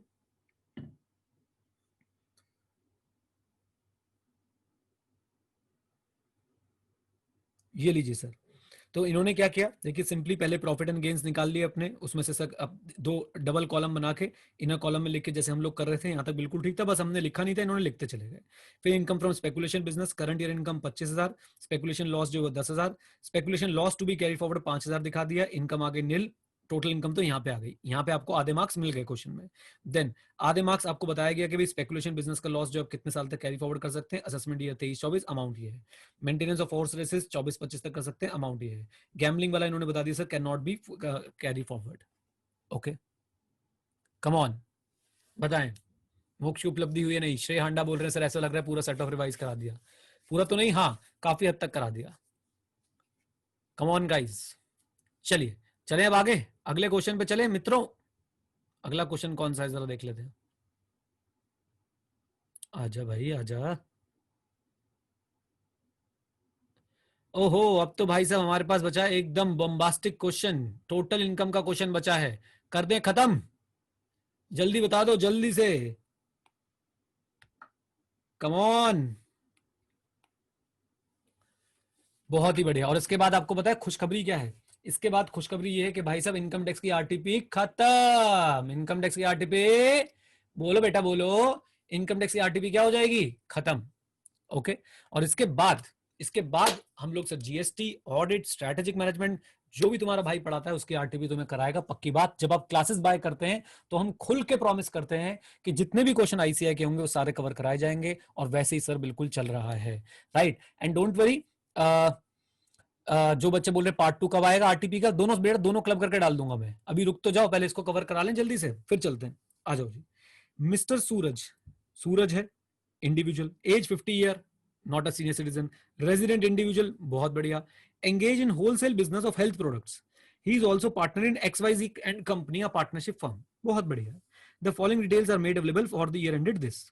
Interest on capital received, interest on capital received from XYZ and company at the rate of 15% in accordance with partnership deed 1.5 lakh रुपए. तो यहाँ पे पार्टनरशिप डीड लिख के तो बहुत अच्छा किया, बट सर पार्टनर को कितना इंटरेस्ट अलाउड होता है? पार्टनर को इंटरेस्ट अलाउड होता है 12% का. Very good Rishabh, very good. Prince 6% किसने बोला भाई? 12% का। तो देखिए 1.5 लाख डिवाइडेड बाय 15 इंटू 12, 1,20,000 जो है वो टैक्सेबल होंगे इनके हाथ में। आप हेड बता सकते हैं कौन सा होगा? हेड बता सकते हैं कौन सा होगा? हेड बताइए। नविद डांट खाओगे बेटा। योगेश शाबाश, चंदन बहुत बढ़िया, प्रिंस तुम भी डांट खाओगे, मेहर बहुत बढ़िया बेटा, राहुल तुम्हें तो भाई चोक स्लैम दूंगा मैं, राहुल, राहुल झा तुम्हें चोक स्लैम देने वाला हूं मैं। बहुत बढ़िया। देखो थोड़ी बहुत डांट लगाने का हक है कि नहीं है मेरे पास, पहले तो ये बता दो मुझे, जल्दी से बता दो, थोड़ी बहुत डांट लगाने का हक है कि नहीं है? हाँ तो भाई डांट लगाने का हक के साथ मैं यही बोलूंगा कि कुछ बच्चे जो अदर सोर्सेज और सैलरी बोल रहे हैं उन्हें मेरी तरफ से 2 बार लगवा लो अपने आप भी। भाई साहब पार्टनरशिप फर्म से कुछ भी मिलता है पार्टनर को तो it will be taxable under the head PGBP. ये कई बार हमारी बातचीत हो चुकी है इस मुद्दे पे, कई बार। तो प्लीज ऐसी छोटी छोटी चीजों का ध्यान रखें, ये एग्जाम में मेक और ब्रेक कर सकती हैं। ओके, वेरी गुड गजल। अच्छा जी, तो ये सब पीजीबी में टैक्सेबल होगा, लेकिन कितना टैक्सेबल होगा मैंने आपको बता दिया, 1,20,000 जो है वो टैक्सेबल होगा। Share of profit from the firm, इसका बताओ कहां टैक्सेबल होगा?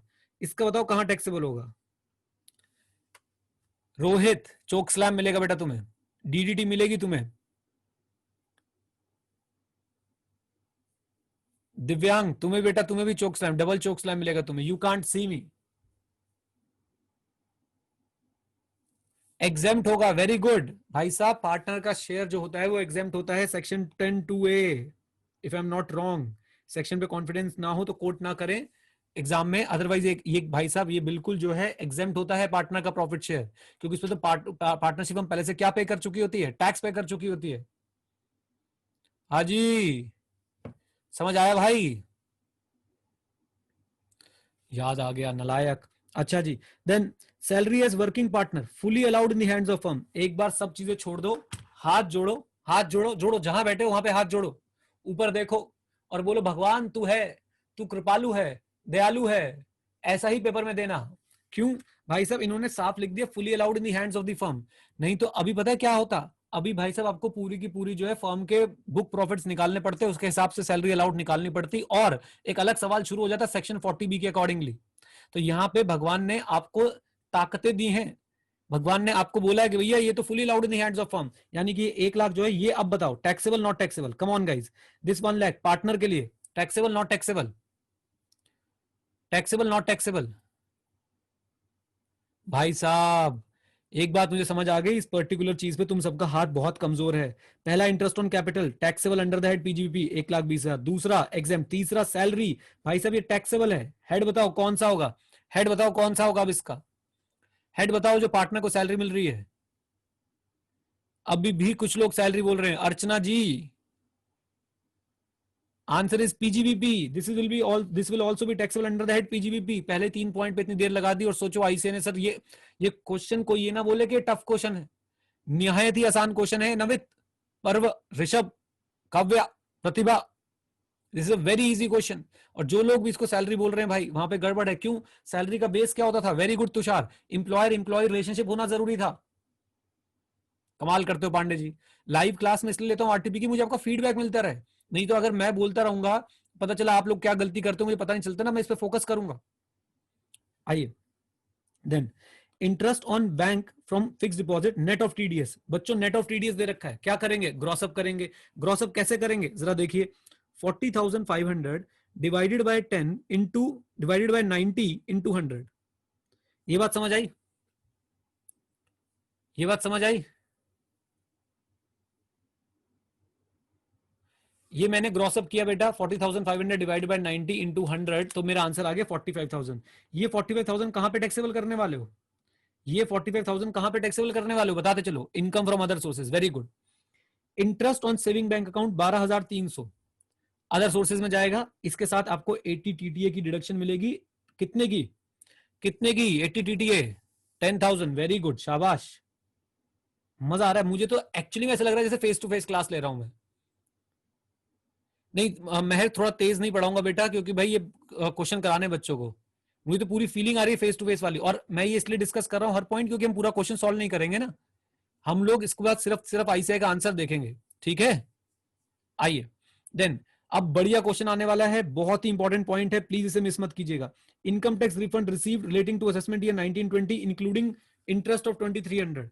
इनकम टैक्स रिफंड जिन्होंने पीजीबी की फर्स्ट रिवीजन क्लास अटेंड करी थी, मैंने बताया था इनकम टैक्स रिफंड टैक्सेबल नहीं होता है, लेकिन उसके ऊपर जो इंटरेस्ट होता है, उसके ऊपर जो इंटरेस्ट होता है वो टैक्सेबल होता है under the head other sources. शाबाश। तो ये 2300 रुपए जो है it will be taxable under the head other sources. 34,500 कहीं पे भी कोई टैक्सेबल नहीं होगा, सिर्फ उसमें से 2300 रुपए जो है वो under the head other sources taxable हो जाएगा। बहुत ही सुपर पॉइंट सर, बहुत ही सुपर पॉइंट। एक एक पॉइंट यही डिस्कस करके चल रहे हैं। लीजिए फिर आपको सर, ये तो हमारी बातें हो गई यहां तक की। फिर उसके बाद आपको बता रखा है कि इनका होलसेल का बिजनेस है, उससे सर अमाउंट जो है उनके नेट प्रॉफिट जो है 5,60,000 है। पहले से जो चीजें डेबिट हो चुकी हैं, depreciation as per book 34,000, motor car expenses 40,000, municipal taxes for the shop 7,000, और बहुत ही इंटरेस्टिंग एडजस्टमेंट दे रखी है नीचे, for 2.5 years payment for 1.5 year made on 12/7/2020 and for other on 31/12/2020। इसको जरा ध्यान से देखिएगा, बहुत ही इंपॉर्टेंट है ये म्युनिसिपल टैक्सेस वाला पॉइंट, मैं समझाने की कोशिश करता हूं मित्रों। ये देखिए, सो ये हमारा ईयर था 19-20, 2 हाफ ईयर है, उन्होंने बोला 2 हाफ ईयर का म्युनिसिपल टैक्स है, टोटल टैक्स जो 7,000 बनता है। तो इस पोर्शन का बन गया 3500, इस पोर्शन का बन गया 3500। फिर उसके बाद इन्होंने डिपॉजिट कब कब कराया है, इन्होंने डिपॉजिट कब कब कराया है बहुत ध्यान से देखिएगा। पहला कराया 12/7/2020 को, एक करा दिया 12/7/2020 को, यहां पे 3500 रुपए जो है वो डिपॉजिट करा दिए। फिर उसके बाद जो अगला पॉइंट है, अगला जो है वो 31/12/2020 को डिपॉजिट कराया है, वो यहां पे कराया है। अगर आप लोग सही में श्रद्धांजलि देना चाहते हो तो याद करवा दो 43B, ये मान के चल रहा हूं इसकी इनकम टैक्स रिटर्न की डेट है, राइट। और अगर जुलाई की भी होती तो भी कोई दिक्कत की बात नहीं है, राइट। तो भाई साहब ये एक 43B वाला खर्चा है, ये एक 43B वाला खर्चा है, इस साल का खर्चा था। अगर आप यहां तक करा देते तो आपको डिडक्शन इसी साल में मिल जाती। कम ऑन, अगर आप यहां तक करा देते तो आपको डिडक्शन जो है इसी साल में मिल जाती। तो बिल्कुल ऐसा ही हुआ है, और आपको सर डिडक्शन जो है वो यहां पे मिल जाएगी। कितनी डिडक्शन मिल जाएगी? 3500 रुपए की। आपको इस 3500 की जो आपने यहां पे डिपॉजिट कराया इसकी रिडक्शन नहीं मिलेगी। ये बात समझने वाली है, बहुत ही इंटरेस्टिंग क्वेश्चन बना के दिया आईसीआई ने। 43B लग रहा है, और 43B बोलता है जिस साल का खर्चा है उस साल की रिटर्न की डेट तक अगर डिपॉजिट हो गया, पे हो गया, तो डिडक्शन मिल जाएगी। अदरवाइज डिडक्शन कब मिलेगी? जब आप पे करोगे तब मिलेगी। तो इस 3500 की जो रिडक्शन है जो यहाँ पे किया है, इस 3500 की रिडक्शन भाई 20-21 प्रीवियस ईयर में मिलने वाली है। उम्मीद करता हूँ ये बात समझ आ गई है। कम ऑन, बहुत मेहनत कर ली इस पर, कम ऑन, बहुत ही बढ़िया।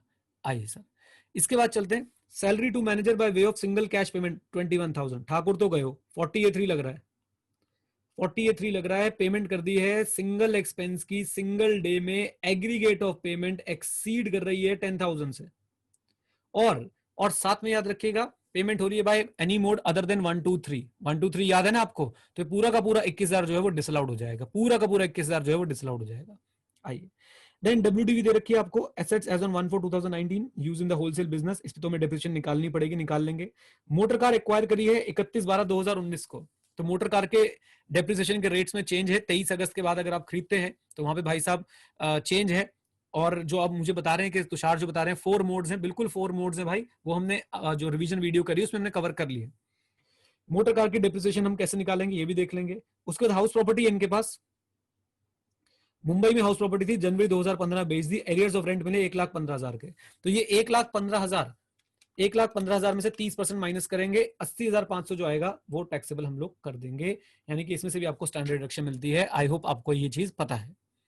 Life insurance policy paid for independent son बिल्कुल अलाउड होगी, कोई दिक्कत नहीं है। पीपीएफ फॉर वाइफ बिल्कुल अलाउड होगा। एटीसी यहीं पे खत्म हो जाता है। 60 + 70 1,30,000 रुपए एटीसी में रिडक्शन मिलेंगी। हेल्थ इंश्योरेंस प्रीमियम पे किया है मदर के लिए, एज 75 ईयर यानी सीनियर सिटीजन है, बाय चेक पे कर रखा है, she is not dependent on him, कोई दिक्कत की बात नहीं है। तो यहां पे सर इनको जो है 35,000 की रिडक्शन एटीडी में मिल जाएगी, 35,000 की रिडक्शन एटीडी में मिल जाएगी। Contribution to prime minister relief fund, prime minister national relief fund, आपको याद होना चाहिए सर ये 100% विदाउट क्वालिफाइंग लिमिट में आएगा 50,000। तो यहाँ पे इनको 50,000 की रिडक्शन और मिल जाएगी। यानी अगर मैं चैप्टर 6 की बात करूं तो 50, 35 और 1,30, मेरे हिसाब से 2,15,000 के आसपास की जो है वो डिडक्शन आ रही है यहाँ पे। 2 लाख 15,000 के आसपास की जो है वो रिडक्शन आ रही है, राइट। अब एक बार देख लेते हैं आईसीए ने किस चीज की कैसे ट्रीटमेंट करी, और खास करके मैं आपके साथ जो है वो डेप्रिसिएशन पे काम करना चाहूंगा, डेप्रिसिएशन पे। तो ये जरा देखेंगे, डेप्रिसिएशन जो एज पर बुक्स है, जो डेप्रिसिएशन एज पर बुक्स है, ये तो सर नेट प्रॉफिट में ऐड हो जाएगी। यहाँ पे मोटर कार के बारे में कुछ और बातें लिखी थी। मोटर कार 31 दिसंबर को खरीदी है, 20% use for personal use. Motor car का जो खर्चा है उसमें से भी 20% निकल के नेट प्रॉफिट में ऐड हो जाएगा। कम ऑन, बोलिए बोलिए। 80 टीटीए भी आएगा क्या? एक बच्चे ने बोला 80 टीटीए भी आएगा। 80 टीटीए क्या इनके पास सेविंग्स का इंटरेस्ट था? बिल्कुल आएगा जी, वेरी गुड, आपने पॉइंट आउट किया। 80 टीटीए की भी डिडक्शन होगी 10,000 रुपए की, वेरी गुड। अच्छा, एक बात यहाँ पे, depreciation as per books add हो जाएगी, मोटर कार का 20% ऐड हो जाएगा, म्युनिसिपल टैक्सेस का हाफ ऐड हो जाएगा, म्युनिसिपल टैक्सेस का हाफ ऐड हो जाएगा। ओके, यहां से सर ये 21,000 पूरा का पूरा ऐड हो जाएगा नेट प्रॉफिट में। ओके, अब हम सिर्फ एक काम करते हैं, डेप्रिसिएशन पे काम करने की कोशिश करते हैं कि डेप्रिसिएशन कैसे निकालेंगे। तो भाई कंप्यूटर की डेप्रिसिएशन पहले निकालते हैं। कंप्यूटर 2,40,000 और 1.5 लाख, ये इनकी ओपनिंग डब्ल्यूडीवी थी। Okay, no problem. 2,40,000 और कंप्यूटर सॉफ्टवेयर था ना मेरे ख्याल से दूसरा आइटम, हाँ कंप्यूटर प्रिंटर था, और 1,50,000। इन पे तो सर दूर दूर तक मुझे कोई दिक्कत परेशानी नजर नहीं आ रही है। 2,40,000 प्लस 1.5 लाख, इन पे सीधा सीधा 40% में डेप्रिसिएशन निकाल देता हूं, और वो कितना आ जाता है? 1,56,000। गाइज प्लीज एक बार चेक कर लीजिए, प्लीज एक बार चेक कर लीजिए, डेप्रिसिएशन सही निकली है कि अपनी? कम ऑन, जल्दी बताइए, डेप्रिसिएशन चेक कीजिए। पहला ब्लॉक कंप्यूटर का है, उसमें सर डेप्रिसिएशन मैंने निकाल दी है, वो आ रही है 1,56,000। अगर आप लोग सर इसको प्रॉपरली करके देखना चाहते हैं तो मैं क्या करता, मैं सर एक ब्लॉक बनाता, ये देखिए, मैं एक ब्लॉक बनाता, block one computer and computer के नाम से मैं ब्लॉक बना देता, उसमें जो परसेंटेज लिख देता कितनी होती है 40%। तो मैं उसमें बोलता साहब ओपनिंग डब्ल्यूडीवी, जैसे हम लोग क्लास में करते थे बेटा, opening WDV, opening WDV block की मैं कितनी लेता, 2,40,000 प्लस 2,40,000 प्लस 1.5 लाख, यानी 3,90,000। Addition 0, value of block 3,90,000। इसमें डेप्रिसिएशन निकालता इनटू 40% की, और वो आ जाती मेरी 1,56,000। क्योंकि क्वेश्चन स्पेसिफिकली मांग रहा है आपसे कि भैया ये देखो, क्वेश्चन स्पेसिफिकली आपसे जो है ये चीज की डिमांड कर रहा है, you are required to compute the total income and closing WDV of each block. Closing WDV जो है वो आपसे मांग रहा है, तो सर हम क्लोजिंग डब्ल्यूडीवी बिल्कुल निकाल के दिखाएंगे, निराश नहीं करेंगे। और क्लोजिंग डब्ल्यूडीवी कितनी आ रही है? 390 minus 156। Just for the presentation sake मैंने आपको ये करके दिखा दिया। 2,34,000 रुपए जो है वो क्लोजिंग डब्ल्यूडीवी आती ब्लॉक की। आई होप ये बात समझ आई है। कम ऑन, कम ऑन, बोल दो, बहुत ही बढ़िया। अब जरा ब्लॉक 2 की बात कर लेते हैं। ब्लॉक 2 प्लांट एंड मशीनरी का था, किस? हाँ, प्लांट एंड मशीनरी का बनेगा मोटर कार के लिए। मोटर कार 31/12 को खरीदी, ये बात आपने ध्यान रखनी, बहुत ही मजा आने वाला है इसमें। तो कितने की खरीदी भाई ये भी देख लो, इसमें तो बहुत ही मजा आने वाला, 6,80,000 की। तो opening WDV 0, addition during the year 6,80,000, value of block आ गई 6,80,000 की। आई होप यहां तक सब कुछ क्लियर है। अब इस पे निकालनी है जी डेप्रिसिएशन। इस पे डेप्रिसिएशन कैसे निकालेंगे जरा ध्यान से देखिएगा, बहुत बहुत बहुत इंपॉर्टेंट पॉइंट है, बच्चे गलती करते हैं। डेप्रिसिएशन इस पे निकालेंगे हम 15%।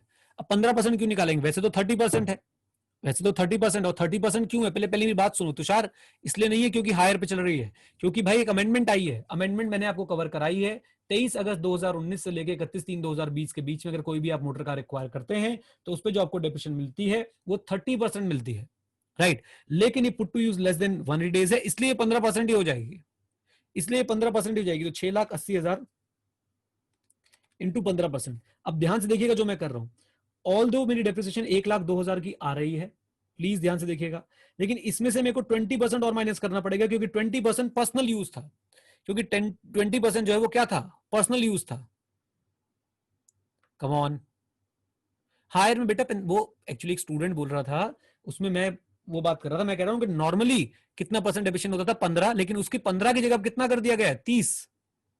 15 की जगह डेप्रिसिएशन कितना कर दिया गया बेटा मोटर कार पे? 30। अब इसका 20% निकालते हैं। ये पॉइंट समझ आया जो मैं कर रहा हूं अभी? 20,400 पर्सनल पर्पस के लिए था, तो 1,02,000 माइनस 20,400 इज इक्वल टू 81,600। ये 81,600 माइनस करूंगा और मेरे ब्लॉक की वैल्यू जो है वो आएगी 5,98,400। This was the most important point. बच्चे ये वैल्यू नहीं निकाल पाते, और आईसीए ने स्पेसिफिकली आपसे जो है क्लोजिंग डब्ल्यूडीवी पूछी है, आपको ये जरूर जरूर जरूर निकालनी पड़ेगी। मोटर कार की डेप्रिसिएशन में प्लीज कंफ्यूज ना हो। मोटर कार पे बेटा जनरली स्पीकिंग मोटर कार पे 15% की डेप्रिसिएशन थी। अमेंडमेंट आई है, अमेंडमेंट बोलती है कि अगर आपने मोटर कार 23/8 से 31/3/2000 के बीच 2020 के बीच में खरीदी है तो 15% की जगह जो आपकी डेप्रिसिएशन है वो बेटा कितनी होने वाली है, वो होने वाली है आपकी 30%। राइट। अब इस केस में ऑल्दो मैं 30% के लिए एलिजिबल हूं, लेकिन पुट टू यूज मैंने क्या किया है, put to use less than 180 days है, put to use less than 180 days है, और इसलिए यहां पे जो डेप्रिसिएशन मिलने वाली है वो मुझे 15% मिल रही है। आई होप अब समझ आ गई, बोलिए। हाँ, क्वेश्चन साइलेंट होगा। क्वेश्चन में सर अगर put to use less than 180 days वाली इंफॉर्मेशन गिवन है और वो आपका 180 डेज से ज्यादा जा रही है, 180 डेज से ज्यादा जा रही है, तो आप कितनी डेप्रिसिएशन लेते हैं इसके ऊपर, 30% लेते, प्रोवाइडेड दैट मोटर कार इस डेट से इस डेट के बीच में ली गई है। ओके, आई होप अब क्लियर है। तो ये तो हो गया सर इस क्वेश्चन का डेप्रिसिएशन का पॉइंट। आई होप समझ आ गया। अब एक बार हमने जो वो निकाली थी, डिडक्शंस निकाली थी, उस पर एक बार दोबारा नजर डाल लें। तो 1,30,000 हमारी यहां पे थी डिडक्शन, ये थी हमारी 80C की, 80D में थी 35,000, दोनों बिल्कुल ठीक है। और उसके बाद prime minister national relief fund में थी 50,000, ये भी हमारी बिल्कुल ठीक है। और उसके बाद 10,000 और ऐड कर देंगे, वो किसकी, 80TTA की। ओके, चलिए जी। अब एक बार आईसीए का आंसर देख लेते भाई, हमने तो सारे पॉइंट्स जो डिस्कस कर लिए, अब आईसीए को थोड़ी सी इज्जत देते हुए आईसीए का आंसर भी एक बार देख लेते हैं कि आईसीए ने क्या क्या किया है। अच्छा, हमने हाउस प्रॉपर्टी पे चर्चा ही नहीं करी क्या? हाउस प्रॉपर्टी की इनकम पे हमने चर्चा नहीं करी, क्यों नहीं करी? कहाँ है हाउस प्रॉपर्टी की इनकम इसकी? हाँ ठीक है, तो हाउस प्रॉपर्टी हाँ हमने कर तो ली सारी की सारी चर्चा, उसमें कोई दिक्कत की बात ही नहीं है। बस अब चलो जल्दी से एक बार आईसीए का आंसर देखते हैं और भाई चलते हैं आगे। तो इनकम फ्रॉम हाउस प्रॉपर्टी बिल्कुल ठीक है, 1,15,000, 34,500 की स्टैंडर्ड डिडक्शन और 80,500 का हमारे पास क्या मिल गया हमें, income under the head house property. PGP की बात करते हैं तो 5,60,000 का नेट प्रॉफिट दे रखा था, depreciation as per books add कर दी, म्युनिसिपल टैक्सेस ऐड कर दिए, डिसअलाउंस 40A3 वाला ऐड कर दिया और 20% ऑफ कार एक्सपेंस ऐड कर दिया। हाँ जी, ये सारी बातें डिस्कस हो चुकी है हमारी, कमॉन बोलिए। देन उसके बाद से डेप्रिसिएशन जैसे भी हमने निकालनी सीखी उस हिसाब से हमने डेप्रिसिएशन निकाली। एक बार डेप्रिसिएशन का अमाउंट निकाल भी लेते हैं ताकि हमारी आत्मा को भी शांति पड़ जाए। एक बार बेटा डेप्रिसिएशन का अमाउंट जो है हम लोग निकाल भी लेते हैं। कहाँ निकाल लेते हैं हम लोग डेप्रिसिएशन का अमाउंट? तो एक तो ये ब्लॉक 1 हो गया 1,56,000 की, तो ये डेप्रिसिएशन आ गई थी। और अगर मैं बात करता हूं अपने मोटर कार की डेप्रिसिएशन की, तो उसकी डेप्रिसिएशन कितनी आ गई थी, 81,600, 81,600 प्लस 1,56,000, तो टोटल मिला के मेरी जो डेप्रिसिएशन है वो कितनी होगी, 2,37,600। दिस पॉइंट एंड हमारा 81,600, 2,37,600 साथ में हो बिल्कुल के नहीं, जल्दी बताओ। 2,37,600 ये हमारी पीजीपी की जो है इनकम आ गई। फर्म से जो इनकम हुई है उसको जरा और एक बार देख लेते हैं कि भाई आपका जो शेयर है वो तो एग्जेम्प्ट होगा। इंटरेस्ट ऑन कैपिटल 1,20,000 मिला था, सबसे पहले हमने पॉइंट ये डिस्कस किया था, लेकिन 1 लाख तक जो है फर्म को इसकी डिडक्शन मिलेगी और इसलिए आपके हाथ में जो है भाई नहीं, interest on capital sorry 1.5 lakh रुपए मिला था, लेकिन हमने जो है 1,20,000 रुपए जो है वो टैक्सेबल करना है। देन सैलरी फुली टैक्सेबल होगी सर। सैलरी कहां पे टैक्सेबल होगी, पीजीपी हेड में, वो भी हम सर यहीं पे लिया है, 1,20,000 प्लस 1 लाख, तो टोटल हमारा पीजीपी का ये निकल के आ गया। अदर सोर्सेज बैंक हमने ग्रॉस कर दिया। Interest on saving bank account हमने 12,300 पूरा ले लिया। इनकम टैक्स रिफंड वाला पॉइंट हमने कवर कर लिया था। ये हमारी जीटीआई आ गई, इसके बाद सर हमने जो है यहाँ से डिडक्शन दे दी, ये हमारी टोटल इनकम आ गई। देन डेप्रिसिएशन अलाउएबल हमने पहले देख ली थी 96/60, बल्कि मुझे लगता है इन्होंने थोड़ी सी गड़बड़ करी है। हमने सही अप्रोच अपनाई थी कि ब्लॉक बना के हमें करना चाहिए और इंडिविजुअल एसेट्स पे हमें डेप्रिसिएशन नहीं निकालनी चाहिए थी। इन्होंने मुझे लगता है थोड़ी सी गड़बड़ कर रखी है। अच्छा, फिर बात करते हैं मोटर कार की, तो 81,000 की आ गई हमारे पास, ये सर हमारे पास जो है क्लोजिंग डब्ल्यूडीवी भी आ गई है। ओके, तो इस तरह से हमारा टोटल इनकम का क्वेश्चन भी मित्रों यहाँ पे हो जाता है खत्म। और as per the promise, as per the commitment, अब हमारी पूरी की पूरी आरटीपी जो है वो खत्म हो चुकी है। उम्मीद करता हूं आपने इसको एंजॉय किया। बता दीजिए एंजॉय किया कि नहीं किया, जल्दी बताइए। कम ऑन, बहुत ही बढ़िया। अब आप आरटीपी में से कोई क्वेश्चन छोड़ के नहीं जाएंगे। अब कुछ बातें बता रहा हूं, जरा ध्यान से सुनिएगा। मैं आप लोगों को एक लिंक देता हूं, उस लिंक पे आपको बहुत सारा जो है सामान मिलेगा अपनी पढ़ाई के लिए। तो उस लिंक को आप लोग यूज करें और बाकियों के साथ भी आप शेयर कर सकते हैं अगर चाहें तो। 1 मिनट के लिए मैं आपको लिंक दे रहा हूं, प्लीज जरा फॉलो कीजिएगा। ये लीजिए, आपको लिंक मिल गया है। अब देखिए, नहीं मिला तो कोई बात नहीं, मैं आपको देता हूं।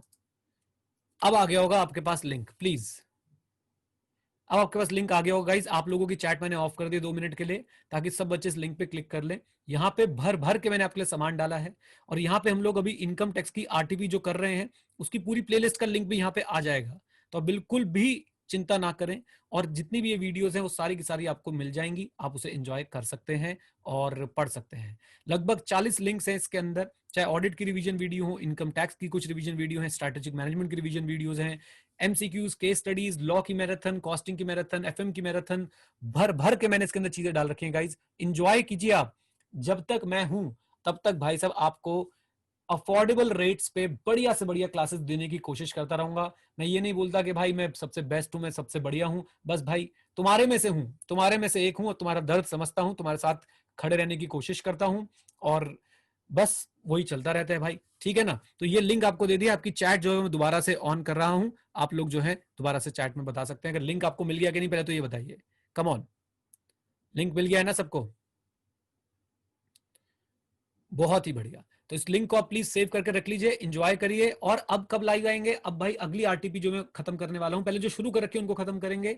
एसएम स्ट्रैटेजिक मैनेजमेंट को हम लोग खत्म करेंगे। नवित वेरी गुड, पीजीबीपी की भी रिवीजन करनी है भाई, उसका पार्ट 2 सोच रहा हूं आज बना देता हूं, या फिर एसएम। तो अभी हमारे पास पेंडिंग काम क्या है? पीजीबीपी पार्ट 2, एसएम की बची कुची आरटीपी, ऑडिट की बची कुची आरटीपी, देन हमारे पास चौथा काम होगा जीएसटी का, जीएसटी की आरटीपी। तो ये 4 मुद्दे बचे हुए हैं, हम लोग सर उसको करेंगे। और आप में IPCC old course new course वाले जो भी हो वो सब आ सकते हैं, राइट। एक लिंक और शेयर करूंगा गाइस आप लोगों के साथ, जो लोग ग्रुप 2 वाले स्टूडेंट हैं उनके साथ एक लिंक और शेयर कर देता हूं, शायद उनको कुछ काम आ जाए।